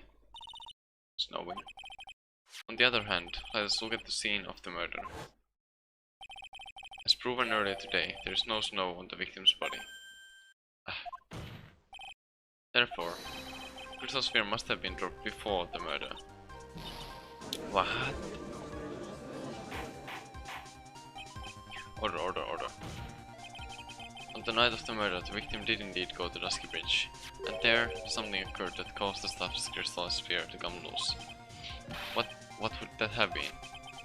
The sphere, there's some blood on it, isn't there? Allow me to raise a certain possibility at this junction. The real crime scene was near the foot of Dusky Bridge. The murder didn't take place in the Hasakura Temple courtyard. Only a fool would suggest us a foolish piece of absolute foolishness. Just who is the fool? And which path is so foolish, Mr. Karma? Have you been paying any attention this whole time, Malsetsuo? The sister saw everything. She saw the victim being killed by the defendant in the Hasakura Temple courtyard. That's not exactly true now, is it? Put it more precisely, what she saw was the murder weapon being removed from the victim's body. It's the same thing. No, it isn't. You said it yourself.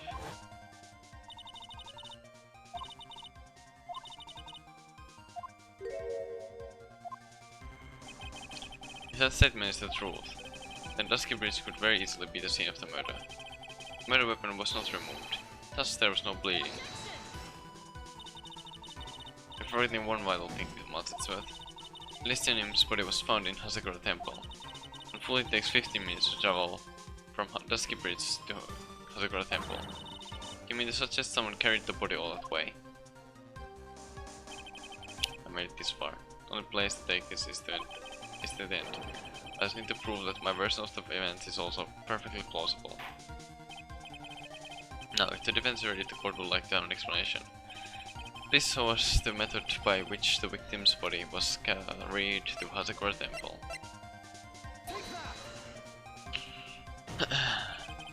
On the snowy night, there's one way that the body could have been moved. The snowmobile. As we know, the snowmobile was used at night. It was explained as having been used to dispose of the murder weapon, but could have also been used to carry a body. Order. Yeah, this is completely unacceptable, Maltitsworth. You dug yourself into your own grave. What do you mean? The only one who could have used the snowmobile was the defendant. Is the one who moved the body, doesn't put the final nail in your coffin. You're too late, Francisco Karma. In fact, the defense has proven something else entirely. You have shown that this case requires further investigation. What? Where was the victim, Elise Denim, really killed? If her body was moved, whatever for, finally. What does this image mean? Do you even need to think about that? It's a creature who could never see the truth, let alone describe it. This witness certainly sits on one of the lowest possible branches of humanity. Wow. However, he would never utter a lie that could hurt a girl with whom he is enamored. In truth, it is something that actually happened. The defense stands firm on this point. Etchy. Thank you. That settles it then. I can't give a verdict under these circumstances. Right. I seem to have fulfilled my part in this. It's just as I thought. Francisco Karma, you make a wonderful partner. Excuse me? There's one reason and one reason alone for me being here. To expose the darkness lurking in this case, and then pass it on to Wright. Really? That's what this was all about. You would have just told me that from the very beginning. Then I wouldn't have had friends whipping me all. Maltitsworth, I don't care about what you were here to do. This was my chance to finally grind you under my heel. A shame that your chance seemed to have slipped way by. What a shame. Frenzy. This is all your fault. That's a terrible witness. You're an affront though. I demand satisfaction. Jesus Christ. I cannot believe the witness's testimony relates to an actual event. However, there has to be some sort of answer for the questions it raises. Have his words here today been the truth or lies? Next time we gather in this courtroom, those are the matters that shall be addressed. I'm counting on thorough investigation by both the defense and the prosecution. And with this, the rest is up to you. Right. Court is now adjourned. Oh man. Almost feel bad for Francisco. Almost.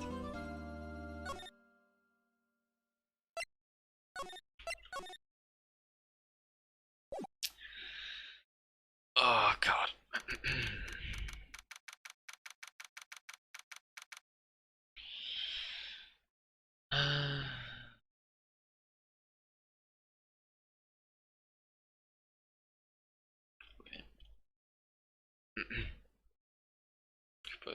Hot clinic. Oh. I'm still up at this hour, reading through a trial record of a certain case. It's the first case my mentor Mia Fey had ever handled in a court of law. Horrifying truth that I refuse to accept this holding hostage here within its pages.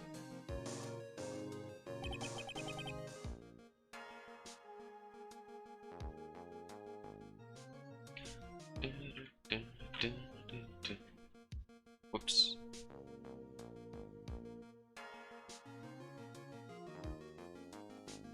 Dahlia Hawthorne. What I have read, I don't want to believe. What's written here, this isn't the Dahlia I knew. After falling into Eagle River, I was somehow miraculously saved.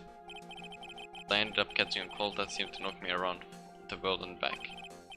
I feel dizzy, my ears are ringing, my throat burns, and my head is on fire. But I will recover. I have to recover by this afternoon. I have to meet with the most ill-tempered witness imaginable. But I know that he will be able to help me with him, somehow.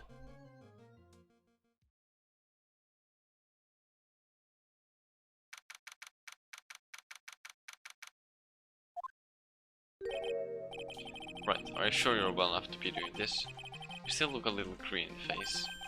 Or maybe very nerdy speak. Actually, my fever has gone down quite a bit. There's temperature now. 102.2 degrees. Nothing to worry about. Anyway, I read today's trial record. You weren't bad, it's what? Pretty impressive despite the circumstances. We're not in the clear yet. The main point of contention tomorrow is going to be the murder weapon. Yeah. In the end, the Shichishito did not deliver the deadly blow. Which means there must be another sword hiding out there that we don't know about. Another sword, huh? Don't you worry about a thing, pal. I'll dig up the murder weapon myself or I'll eat my coat. Thanks again, Etsuet. I'll handle things from here.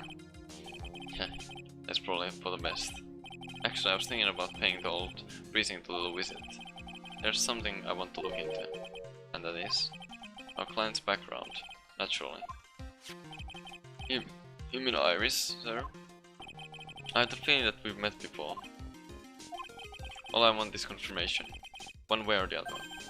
And since I probably won't be getting that from you, I'm sorry, it's what. I bid you adieu. Right, take care. I guess I should get moving too. Why?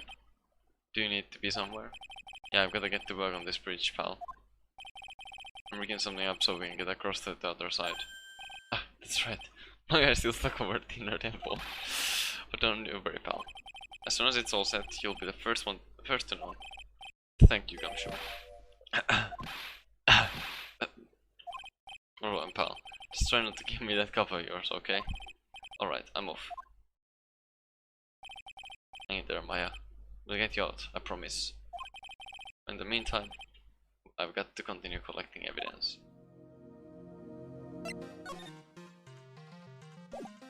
Do we need to do something here? Or not? Vertical upset is more than in the bikini.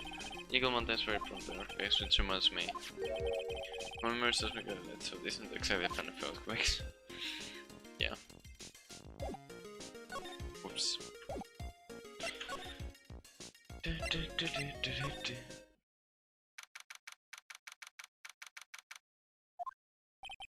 Come on, please, it's for our sake, I swear. There's only one guy I know who could beat this person at high strung. Talking about the heroine here. The heroine in my book. It'll make you famous. Enough. A fool's fool, fool is to accept the foolishness of a fool's fool. Don't you agree? Phoenix, right? Me. Wait a second. I know you. You're, ow! Your reflexes and mine need to sharpen up. Brain's strained like a sunny side up and you want to grill me over a name? Francie, you can't do that. Even as we speak, Nick's on the brink of death. Or so I'm told. Creep-a-headed horse, isn't that one of your American sayings? No, it's not. And I'm not on the brink of anything. Come on, Nick. Tell her, would you? Tell her she needs the model for my new picture book, Francis Whippity Whip Strip. If you're asking me the model, learn to give at least semi-coherent testimony. And before that, I have to learn how to live a semi-coherent life, Larry. I don't care what anyone says. I'm telling the truth. I saw what I saw. She flew, I'm telling you. Whoosh, just like that dude with the red underwear. Don't think I'm gonna forgive you guys when you come crawling back to apologize. Off he goes. It's amazing how little has changed with you in the last year, Phoenix, right? I've been in Germany all this time. That's right. Extending my perfect win record, naturally. Oh, joy. Sounds like she hasn't changed a bit. It's really been a year since we first met.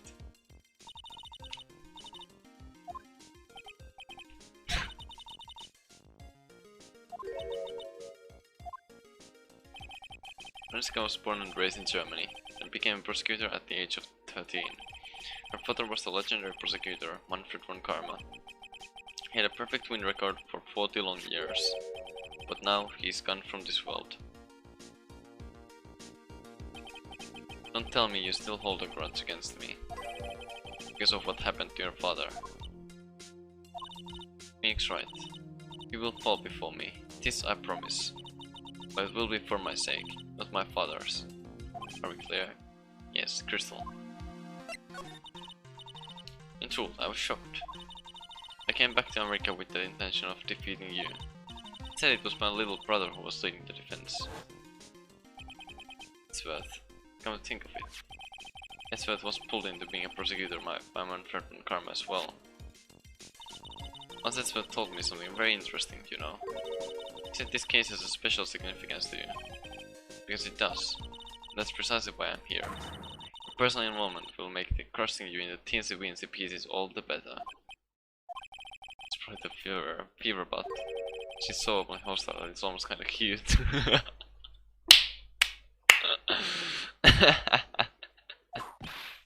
Oh, no smirking. I'm whipping the sick. The fool is fool, doing such a foolish favor for such a foolish fool. Edzworth. Make no mistake, Phoenix, right? I came here for one thing and one thing only. To pulverize you. It's not like I thought you were here to bring me some cold killer eggs, you know? I went over the whole case file on the flight over. You read the whole thing? Yes, every last word of every last sentence of every last paragraph. All the ridiculous things you did made it a very interesting read, you know? Attempting to cross a burning bridge. Did you even consider the dangers? No. The only thought in my mind was I have to get across. A fool who doesn't think is more foolish than a fool who foolishly thinks. Come to said he'd let me know once the bridge was repaired. Maya, she's got to be okay. Let's just know it. Plus, I need to ask her about what really happened at the inner temple at night.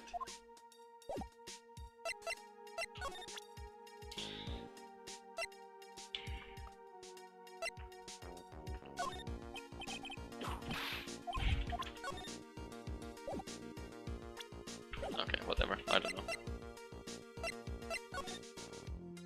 Is there anything here?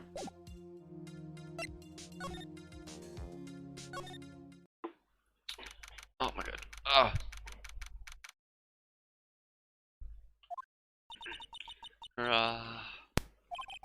That was one long sigh. Is this the beginning?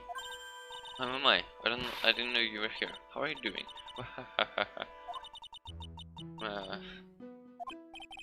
You don't have to pretend to be in a good mood for my sake. I suppose I've made a terrible mess of things, haven't I? I missed Icali's die, and then there's Iris as well. Icali's, I'll think about it. There's an icon that's stuck at the inner temple. And the poor little girl has gone missing too. That little girl? You don't mean Pearls, do you? Yes, I'm afraid I do.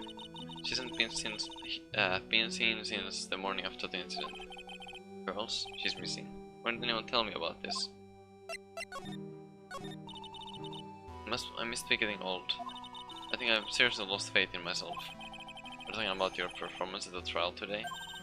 Believe me, don't you? I'm not a liar. I would never lie. I know what I saw. I saw Iris pull that sword from Mr. Kelly's body that night. I'm certain of it. At least, I was on Bill this morning. I don't see any cyclops, so she must be telling the truth. So why are you so unsure of yourself all of a sudden? You know that artist who testified after me?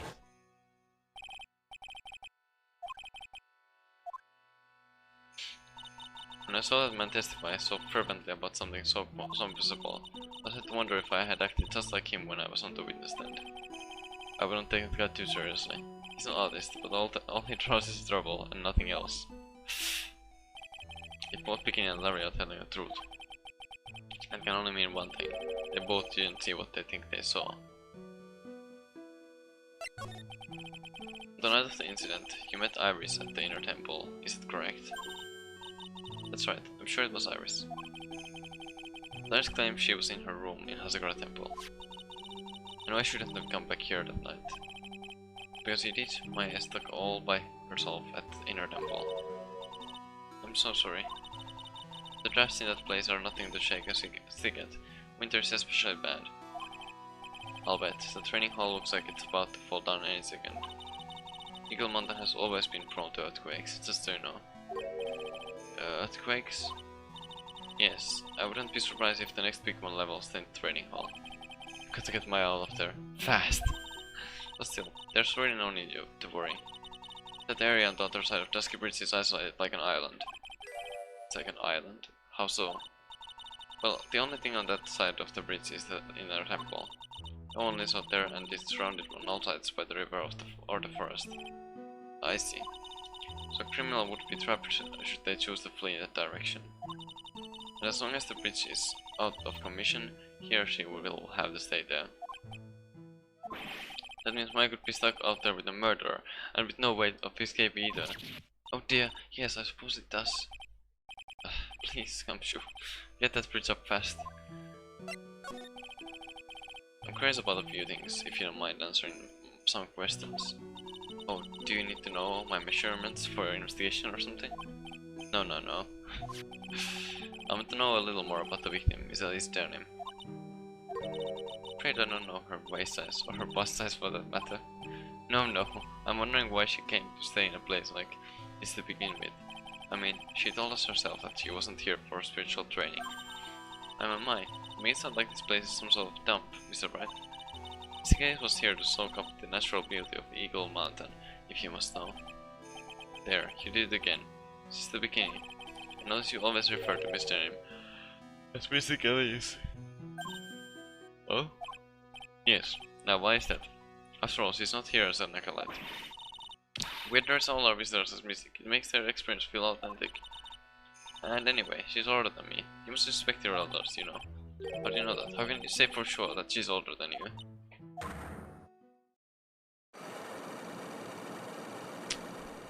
Oh. It seems Miss Alexandrian was no ordinary visitor after all. And there's Pearls. She was with Mr. Denim on the evening of the murder, and now she's released. You're going to be connected somehow. Why did Pearls have to get mixed up in this mess? Please, Mr. Wright, I know you're worried, but try to keep it together. Oh man. My head's throbbing so hard, it's killing me. Pearls. She was with Miss Denim on the night of the murder, remember? Yes, but I have a temple to run, you know. I was busy preparing for the training.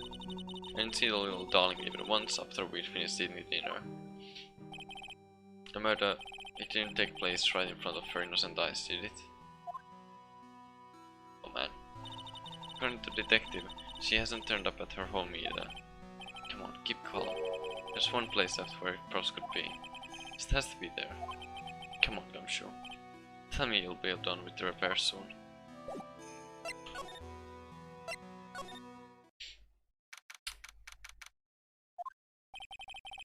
So her sister began to witness the incident. It's hard to imagine she was lying on the stand, so maybe there are some clues that have yet to be found. Okay.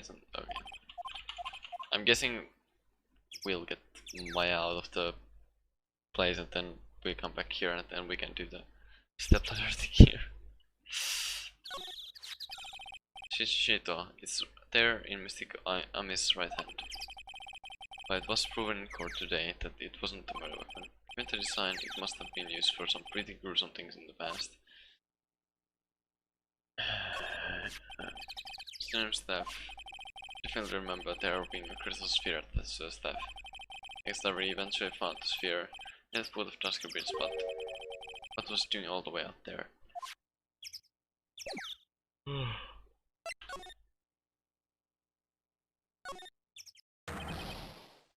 What?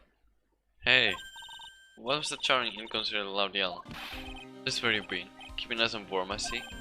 Detective, have you finished the bridge? Yeah, I did. I told you I'd let you know. Well. I'll come along with you and... Sorry, ma'am.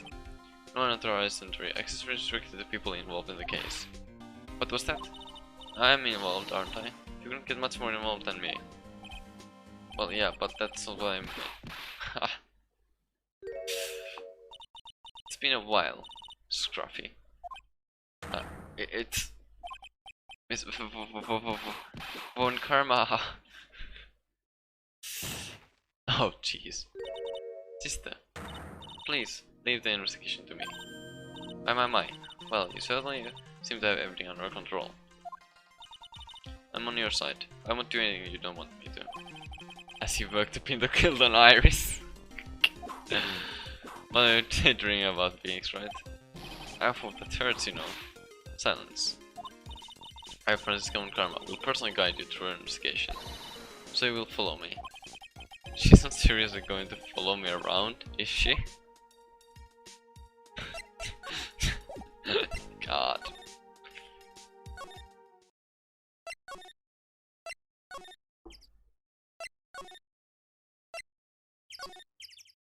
Let's go check this place first real quick.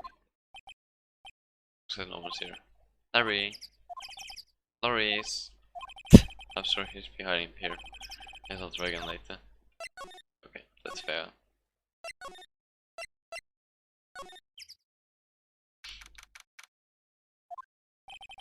Things have suddenly become a lot more hectic than before. You must have commence with the investigation. Oh, Mr. Nick. That voice. Pearls! Pearls! Mr. Nick! Mr. Nick! Aww. So we're here, ever since at night. I was so lonely, I thought I was going to die. I woke up in the morning and saw Dusky Bridge was gone. I realized I was all alone. I was all alone? Must have been very tiring. Trying for you, little girl. I'm Francisco Karma, the prodigy. There's no need to worry now that I'm here. You're the prosecutor who was so mean to mistake my last year. Well, I don't like you. You're nothing but a little girl without a rib. You go, girl. Mistake I didn't do anything wrong, but you were so mean. I'll never forgive you. It looks like Pearl's words are getting under her skin. Why are you with me? I didn't even say anything. You didn't have to. The smile on your lips gave you away. Oh, great. Anyway, Pearls. Weren't you with Maya? I'm sorry. It's all my fault. Huh? What are you talking about, Pearls? Wow. Missing Maya. Hey, wait. Pearls. She just ran off. Ow. That was cruel, Phoenix, right? To make a little girl cry like that is inexcusable. What was that all about? Pearls acting like that. It's giving me the creeps. Guess I'd better take another look around it, since I finally got a chance. This place is something. This place seems different from 2 days ago.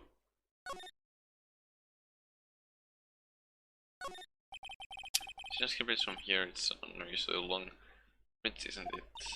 I would say it's about 20 yards. As the gorge is too wide to cross with a piece of rope or wire, huh? Therefore, no one has crossed the gorge on either direction since the night of the murder. Simple yet sound deduction, wouldn't you say, Phoenix, right?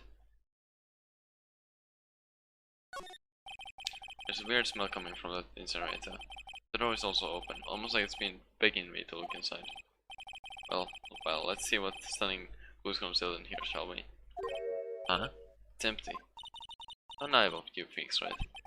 But it's a bit strange, don't you think? Plants common karma. I seem to remember. Oh. Oh. There's no on this incinerator. The first time I saw it. In other words, someone's been using it to burn something recently. Listen, Phoenix, right? It's impertinent to call people by their full name. I was only copying you. Yeah, that's kinda like a little pedestrian line upon this path. Phoenix, right? Do you think this is how many siblings the head nun has? Why don't you ask her the next time you see her? You know what? I think I will. I'd probably slap you for prying into her smile. God. This must be the door that leads to the Tainer Temple, where my famous training on the night of the murder. Yes, there's a solitary room there called the training hall. You could do with some training yourself, things, right? Yeah, you're completely out of shape. I don't know how much more of this woman I can take. Sign says Inner Temple. I don't know how you're reading it, but it's incomprehensible to me. Actually, I can't read it either. Feigning comprehension isn't a very good habit to have. Thanks, right? So extremely happy to have money caught me on something. There's a little gate that leads into the garden. There's no entry on the sign though. Come now, Phoenix, right? What are you doing? Let's go in. It's half open anyway. What harm could come of it? This is no entry. Don't you Americans enjoy doing whatever you like and then simply say whatever? That's got nothing to do with anything. And who told you that?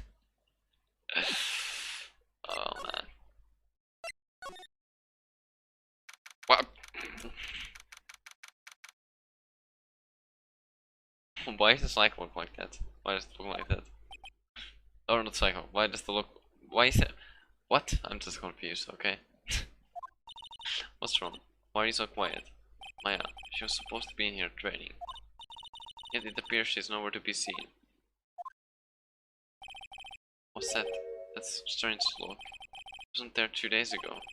This whole room is really giving off some strange vibes. This door. It was here 2 days ago, that weird look wasn't on it. Change. It's almost as if they're guarding something inside that cavern. I've never seen a look quite like this before. I've seen locks and chains just like this before.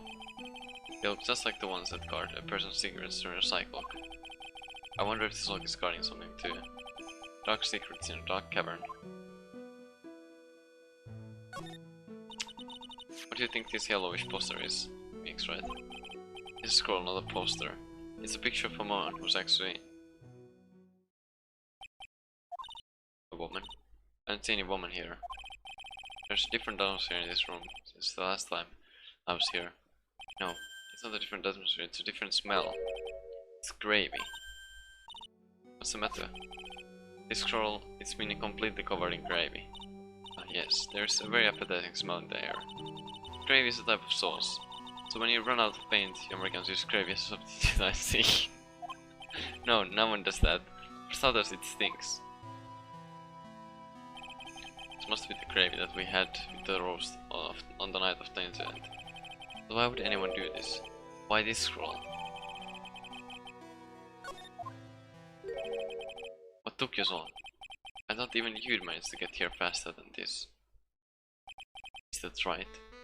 Oh, hi Gordon, or should I say Diego Armando? Prosecutor Gordon, I didn't know you were here. Prosecutor? How come you didn't show up at the trial today? Ha! I could ask you this exact same question.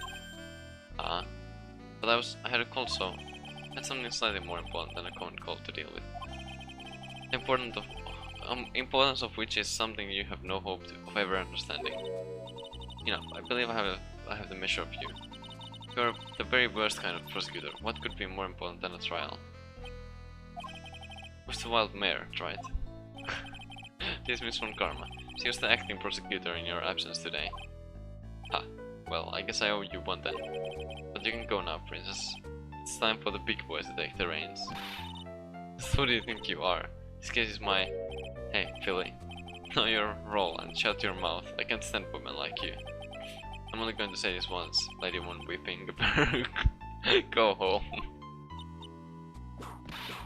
Phoenix Wright. What the fuck are you hitting me for? Ha. You deserve more cracks off the whip than that, right? What? You still don't get it, do you? You realize that you've set something in motion that you'll never be able to undo. There's something different about Gordon today. Getting such a strong sense of something from behind that mask of his. Is it anger, or is it sorrow? You had some important business and that's why I weren't in court, huh? So that was it. I've told you once before, but perhaps you don't remember. I returned from...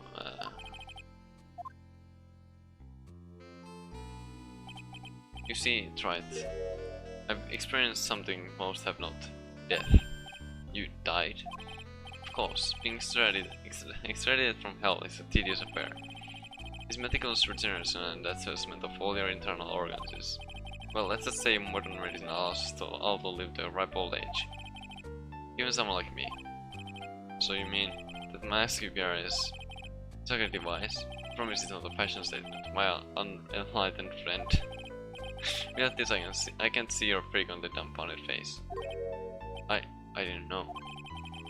My eyesight is pretty messed up. Even with these huge goggles on my head, I still can't see everything. Still, I know this for not piece of junk of a body going with regular servicing. I'm sorry, but you say you experienced death. How is that possible? Okay. Why don't you ask him? Huh? Me? Yeah, that's right. You. You should know all about it. You know when my life ended, and who ended it for me. Well, Phoenix Wright, do you? I don't know what he's talking about. Although, to be honest, I do feel a little tug at the corner of my memory. I think I do know about how Gordon was killed. It will all become clear in due time. That's right, that's right. Earlier, you said I've done something that I can never undo. What did you mean by that exactly? The inner temple here on this side of Dusky Bridge is an isolated island. That's what Sister Beginning said too. And I wondered, right? Do you know what the police are doing here today? What do you mean? They're searching for any trace of an acolyte who went missing. Missing? As the leader of the search party, I can tell you this with absolute certainty. My Fae is not on this side of Dusky Bridge. Huh? But that's impossible. She came here that night and... I won't say it again. Chances of her being here are nil. Excluding of course one very unique place. One. Where's that? Sacred Cavern, the entrance of which we are standing at right now. It's the only place that the search party has yet to explore. They haven't searched the cavern yet, huh? Be aware though, that the temperature inside frequently falls below freezing.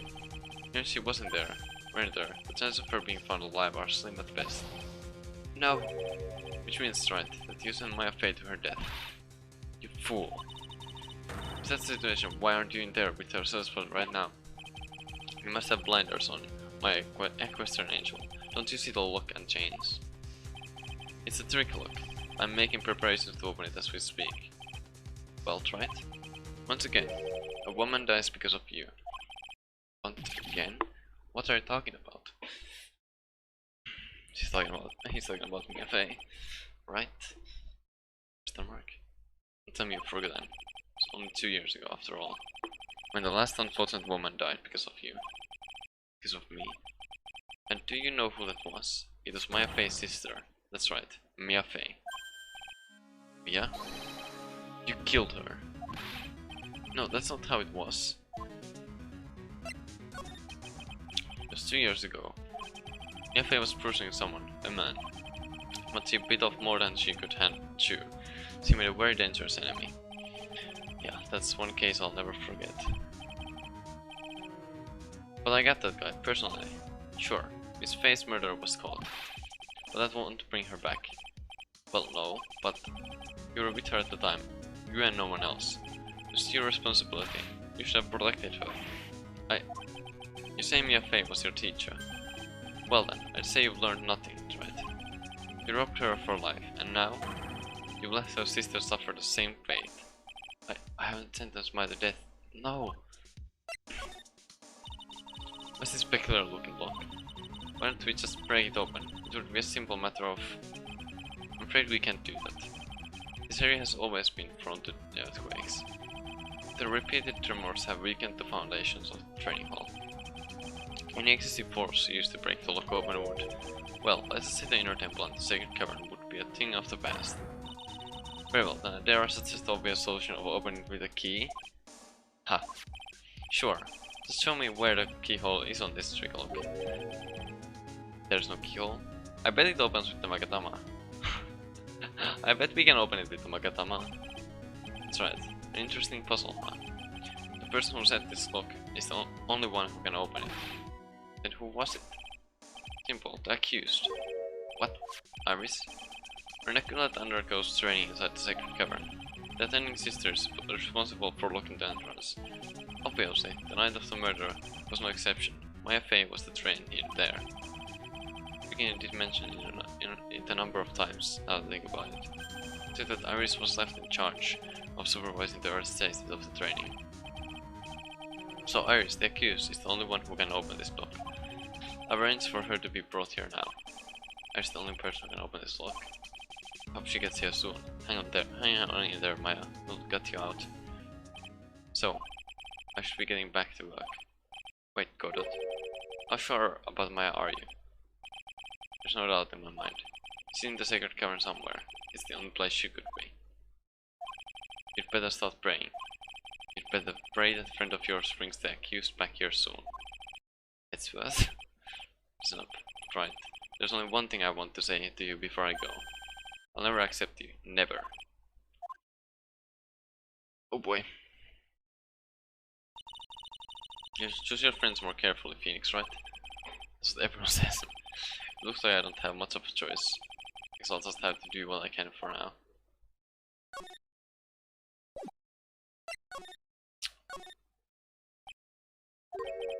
I don't know. Should I or shouldn't I? Sounds like someone's talking to himself, but where's that coming from? Yeah, I guess I better wash that off.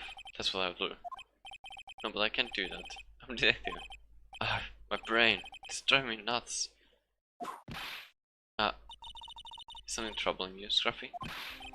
Please don't whip me out like the doll center, sir. It was merely a simple greeting, a friendly tap on the shoulder with my whip. So what's up, Gumshoe? Is something on your mind? How do you know, pal? Because you were trying to decide if you want to wash that off or not. How did you know, sir? Oh yeah, I nearly forgot. You can go through that little gate there, okay? Give me the one that says no entry on it. I kinda already snuck in there. Is it trying to be clever or something? So what's behind there, Scruffy? Huh? A kind of garden-like garden. A garden? Yeah, anyway, it's under investigation right now, so keep out. I'm not telling you, I'm asking you, pal. Isn't it normally the other way around? Well, see you later. Okay. So, shall we adjourn to this garden? Phoenix, right? Of course, what else would we do? I really want to know what Gumshoe was thinking of washing off.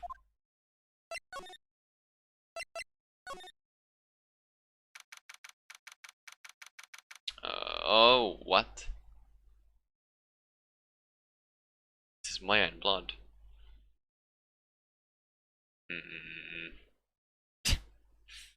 Okay. There's a strange thing in the air. I wonder what it is. Strange feeling. I forget about that. What's that strange writing on the stone lantern? What are you doing here, sir? I thought I said you can't come in here. Don't you know, Scruffy? A one car will always... Fuck. I guess I presented by accident. There are plenty of clues to be found here. But what? I guess I should just examine first. There's a charm or something poking out from the snow. It looks pretty old. There's a letter cord tied to it too. Apparently it belonged to the victim. To Miss Elise Downing. Yeah, there was a broken letter cord around the lady's neck. Ends of the cords found on both the victim and on this charm match exactly. Sounds to me like this little trinket is going to be my ticket to getting some very big answers.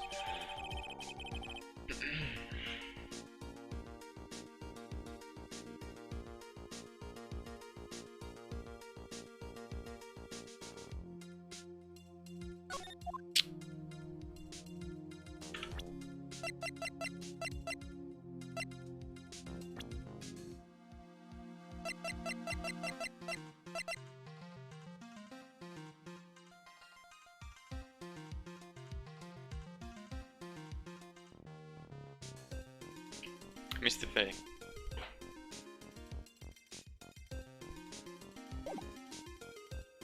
Has to be, right? Maybe I'm just overthinking it, but that's the only connection that I make there.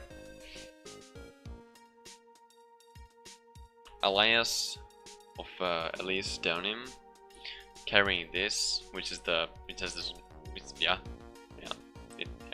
it has to be.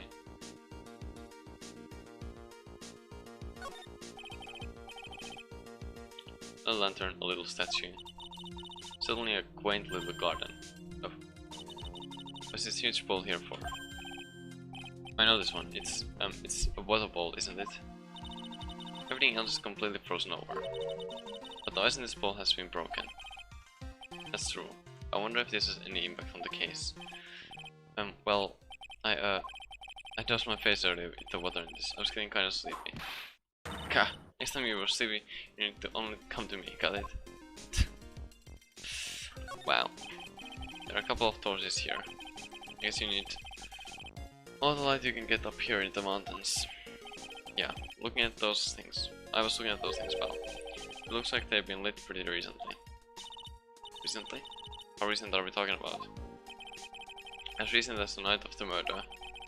Maya was training here on the night of the murder.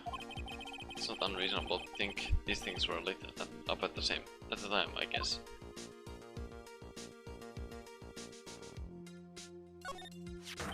What the heck is that? Uh-oh, you split it, huh, pal? Are you kidding me? It couldn't be more obvious. It says Maya. Yeah, and before you ask, it's written in blood. I'll answer all our questions now, Scruffy. Without exception. Yes, sir.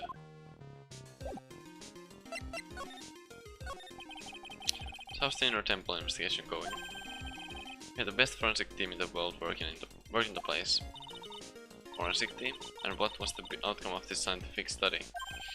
Nothing. Scientifically speaking, the place is as clean as a whistle. That's simply not good enough, Scruffy. Do you think I'll let you get away with that? Oh. Well, there were a couple of things that bothered me when I first got here, sir. That snow lantern and the surrounding area that's not covered in snow, correct? They look kinda fishy to me, you know, scientifically speaking. So I get the lab boys to look them over. The results were... it's kinda hard to say, actually. I guess I'd better look into them myself. About Maya. Oh, did Mr. Godot tell you yet? Yes, we heard. He's got a search party out looking for her. But there's nowhere else she could have disappeared to on this side of Dusky Bridge. All we can do is wait for Mr. Edgeworth to get here, pal. Edgeworth? He's escorting Iris, the defendant, over here. I'll have to wait since she's the only one who can open the door to the sacred cavern. Oh, I think Mr. Edgeworth wants to talk to you about something too, pal. Huh? I wonder what this. Don't be expecting any good news when you talk to him. When I spoke to him, Mr. Edgeworth sounded so down, it felt like I was drowning. I felt like sounds pleasant. Maya, so these letters are written in blood? Yeah. What's worse is it's the victim's blood. Huh? It's Miss Downing's blood. We haven't done a detailed analysis yet, but it's looking that way, pal. most interesting. Phoenix Wright, I presume you know, don't you? My man's name is written upside down. You know what? That was really bothering me too. I just came up with the answer, the result of my own special gumshoe investigation. Really? Do tell. Well, on the night of the murder, that stone lantern was upside down. Anyway, there's really only one logical explanation to this mystery. Miss Einstein wrote these letters herself, in her own blood. She must be joking. It's impossible. The writing in the victim's blood and the other clues left behind. It's pretty likely that this garden was the scene of Miss Alice Downham's murder. At least that's our current theory on how the event took place. What? So Miss Downham was killed here. However you want to look at it, that's what people are saying now. Then, was this the bikini saw in the courtyard at the main temple was? Oh, what is it? It was the scene of the crime. What did she say? What do you think, Miss One Karma? Sure, a special gumshoe investigation would reveal the answer, no? Wait a sec, the bloody writing and all the other clues here. Someone could have easily set up all that up after the murder, right? Sorry, but that's not an option, pal. Why not? How quickly you forget Phoenix, right? Ever since the incident occurred, this place has been completely inaccessible. Because Husky Bridge was completely burned out.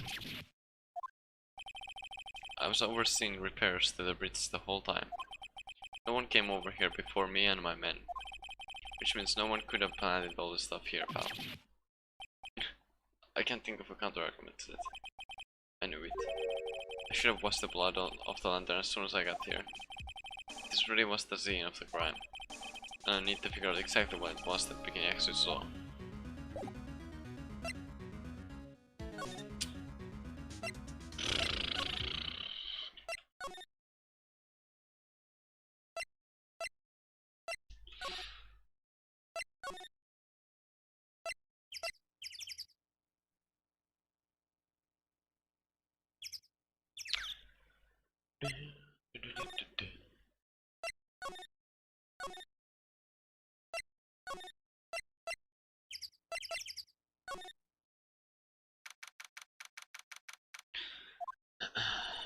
Seems you have a visitor. Mr. Wright. Iris, I'm really glad to see you. Gordon managed to mobilize the police by claiming a state of emergency. Not him again. Never mind him. We've got to hurry and unlock the sacred cavern. Sorry, Mr. Wright. It's my fault someone so important to use locked in there.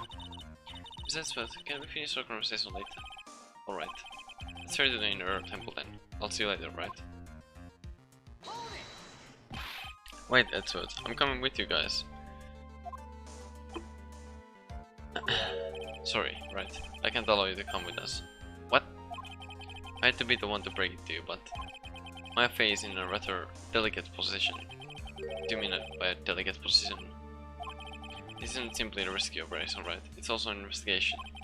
That being the case, we can't allow members of the public to interfere. Come on, Edward. If anything happens, you'll be the first to know. Please understand, right? Miss Maya, Mr. Wright. All that matters is that Mystic Maya is rescued, correct? Hey. Isn't the voice of reason for a change, Phoenix, right? From now on, consider anything beyond Dusky Bridge to be off limits. We'll be going now. Excuse us.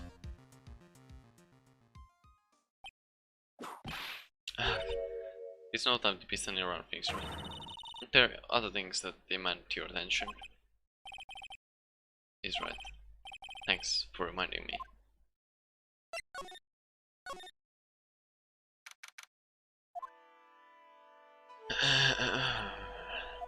Just the beginning looks like she's shrunk some since I last saw her. Don't be so rude, Phoenix, right? What's wrong, since the beginning? My, hello you two. How are you doing? No sound of that sigh. I guess she's still pretty down. I was just here, you know. Just accompanied by that handsome crimson-clad prince. Is she talking about Edgeworth? Just a courtesy call. I wasn't allowed to talk with her at all. Oh dear, it's all my fault this has happened. Poor Iris. She's worried about my back, would you believe? What have I done to her? like what you had to do, sister. You bravely and truthfully testified about what you saw. There's no shame in that. And we'll see to it that your testimony wasn't made in vain. I don't hear anyone else saying that. Mr. Bullswitch doesn't seem to share your opinion, I see. Huh? Me? Ah. Oh yes, you did great, Sister Bikini. Absolutely spectacular. You are the only ones who said that to me. I can take the thing that I just became shield to us through. Do you have a problem, Phoenix, right? Sure, she was brave to testify so truthfully like that. But I know she is still hiding something. Guess it's time to break those cyclops for affairs.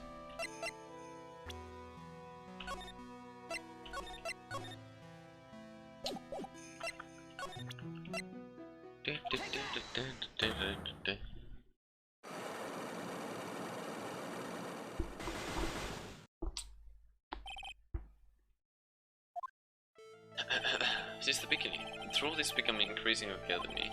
I'm convinced that Miss Ellie's surname has a special significance to this temple. As to why she had a special significance, I believe it has to do with her true identity.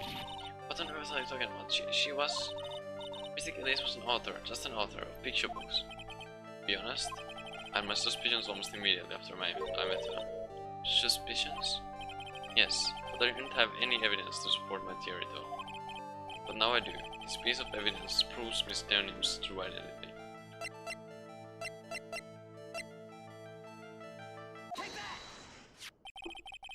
Miss Downing had this gun with her at all times. Ka, where did you... This isn't some cheap good luck charm either. Then, what do you think it is, Mr. Wright? Could the talisman like that possibly mean? The talisman, is it interesting? This thing speaks volumes about who Miss Downing really was. The talisman and one other item are not quite able to prove Miss Downing's true identity. Could be this.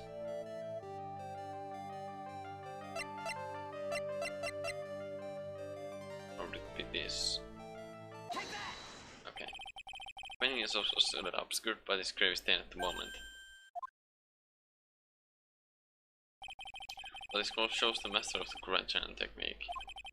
The crest at the top is a sign of that honorable title. The very same crest that adorns the talisman the victim carried with her. This crest is reserved for the master of Crime. What on earth told you that nonsense? Who on earth? I've got no idea what you're talking about. The new master of Maya Fey told me. What? Do you mean that Acolyte is Misty Fey's daughter? Yes. Are you sure? Yes. In fact, since her eldest daughter passed away, Maya's Misty Fey's sole successor. Mystic Misty! Oh, so that was all the locks. Okay, I see. It's always like weird how like there's a million locks and then it's just like 2 evidences. or the one for old backwards, just literally just show the autograph and then give it to her, and that's it. Or 4 locks. Okay, is granted a backpack. Graced us with her presence about a week ago. When she showed me this talisman with that mark on it, well, I nearly fainted. No one had seen her since she disappeared 17 years ago, after all. The significance of the talisman is the Crime talisman, a symbol of the Master of Crime. The bearer must carry it with them always until their death. Until their death. So this journey was really Maya's mother, huh? She's Misty Fey, the master of the Grand Channel technique. The truth comes out at last. It looks like we are finally making some headway here. Tell me, sister, after 17 years, how did she choose to show her herself now? Why? Because something happened that called her out of hiding. What happened? Well, what's happening? It can't be. Earthquake! Ah! Oh my goodness! The inner temple. It's kind of thermite. Inner temple? Sacred cavern in the training hall. It might be able to keep in. What? Maya! Well, Jesus Christ.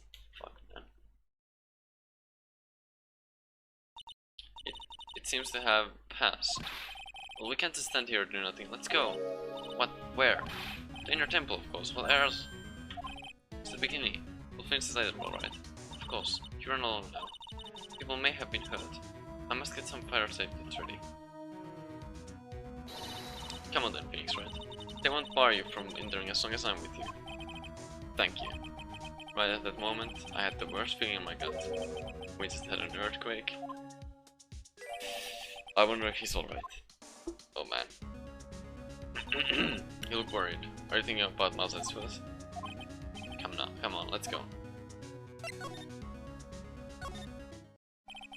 Gotta hurry to the inner temple and... Right! What are you doing here? How could I have? I would expect us to understand it if you don't speak up. Yow, hey, why am I the one getting whipped?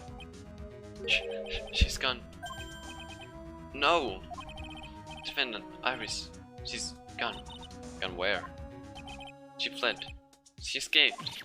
What? What? What? So, it was just now. We're in the... It's easy to see Ezra's one and only weakness.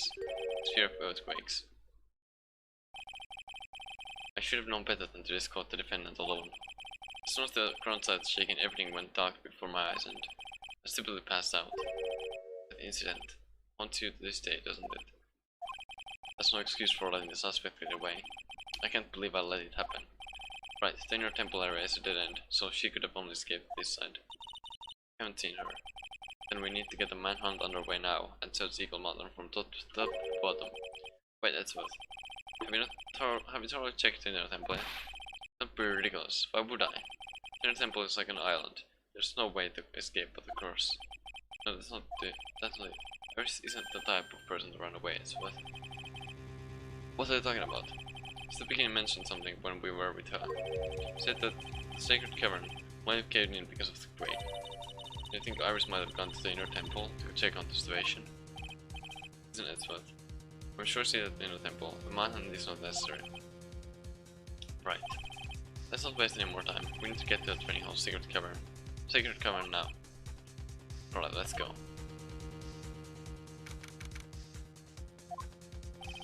Fortunately, the sacred cavern hadn't caved in, but we found something none of us could have ever expected. What? Bruh. How can there be even more looks? What is the meaning of this? Jesus Christ. Iris. Iris. Please tell me, what the hell is going on? Oh man. Jeez. Jeez Louise. Okay.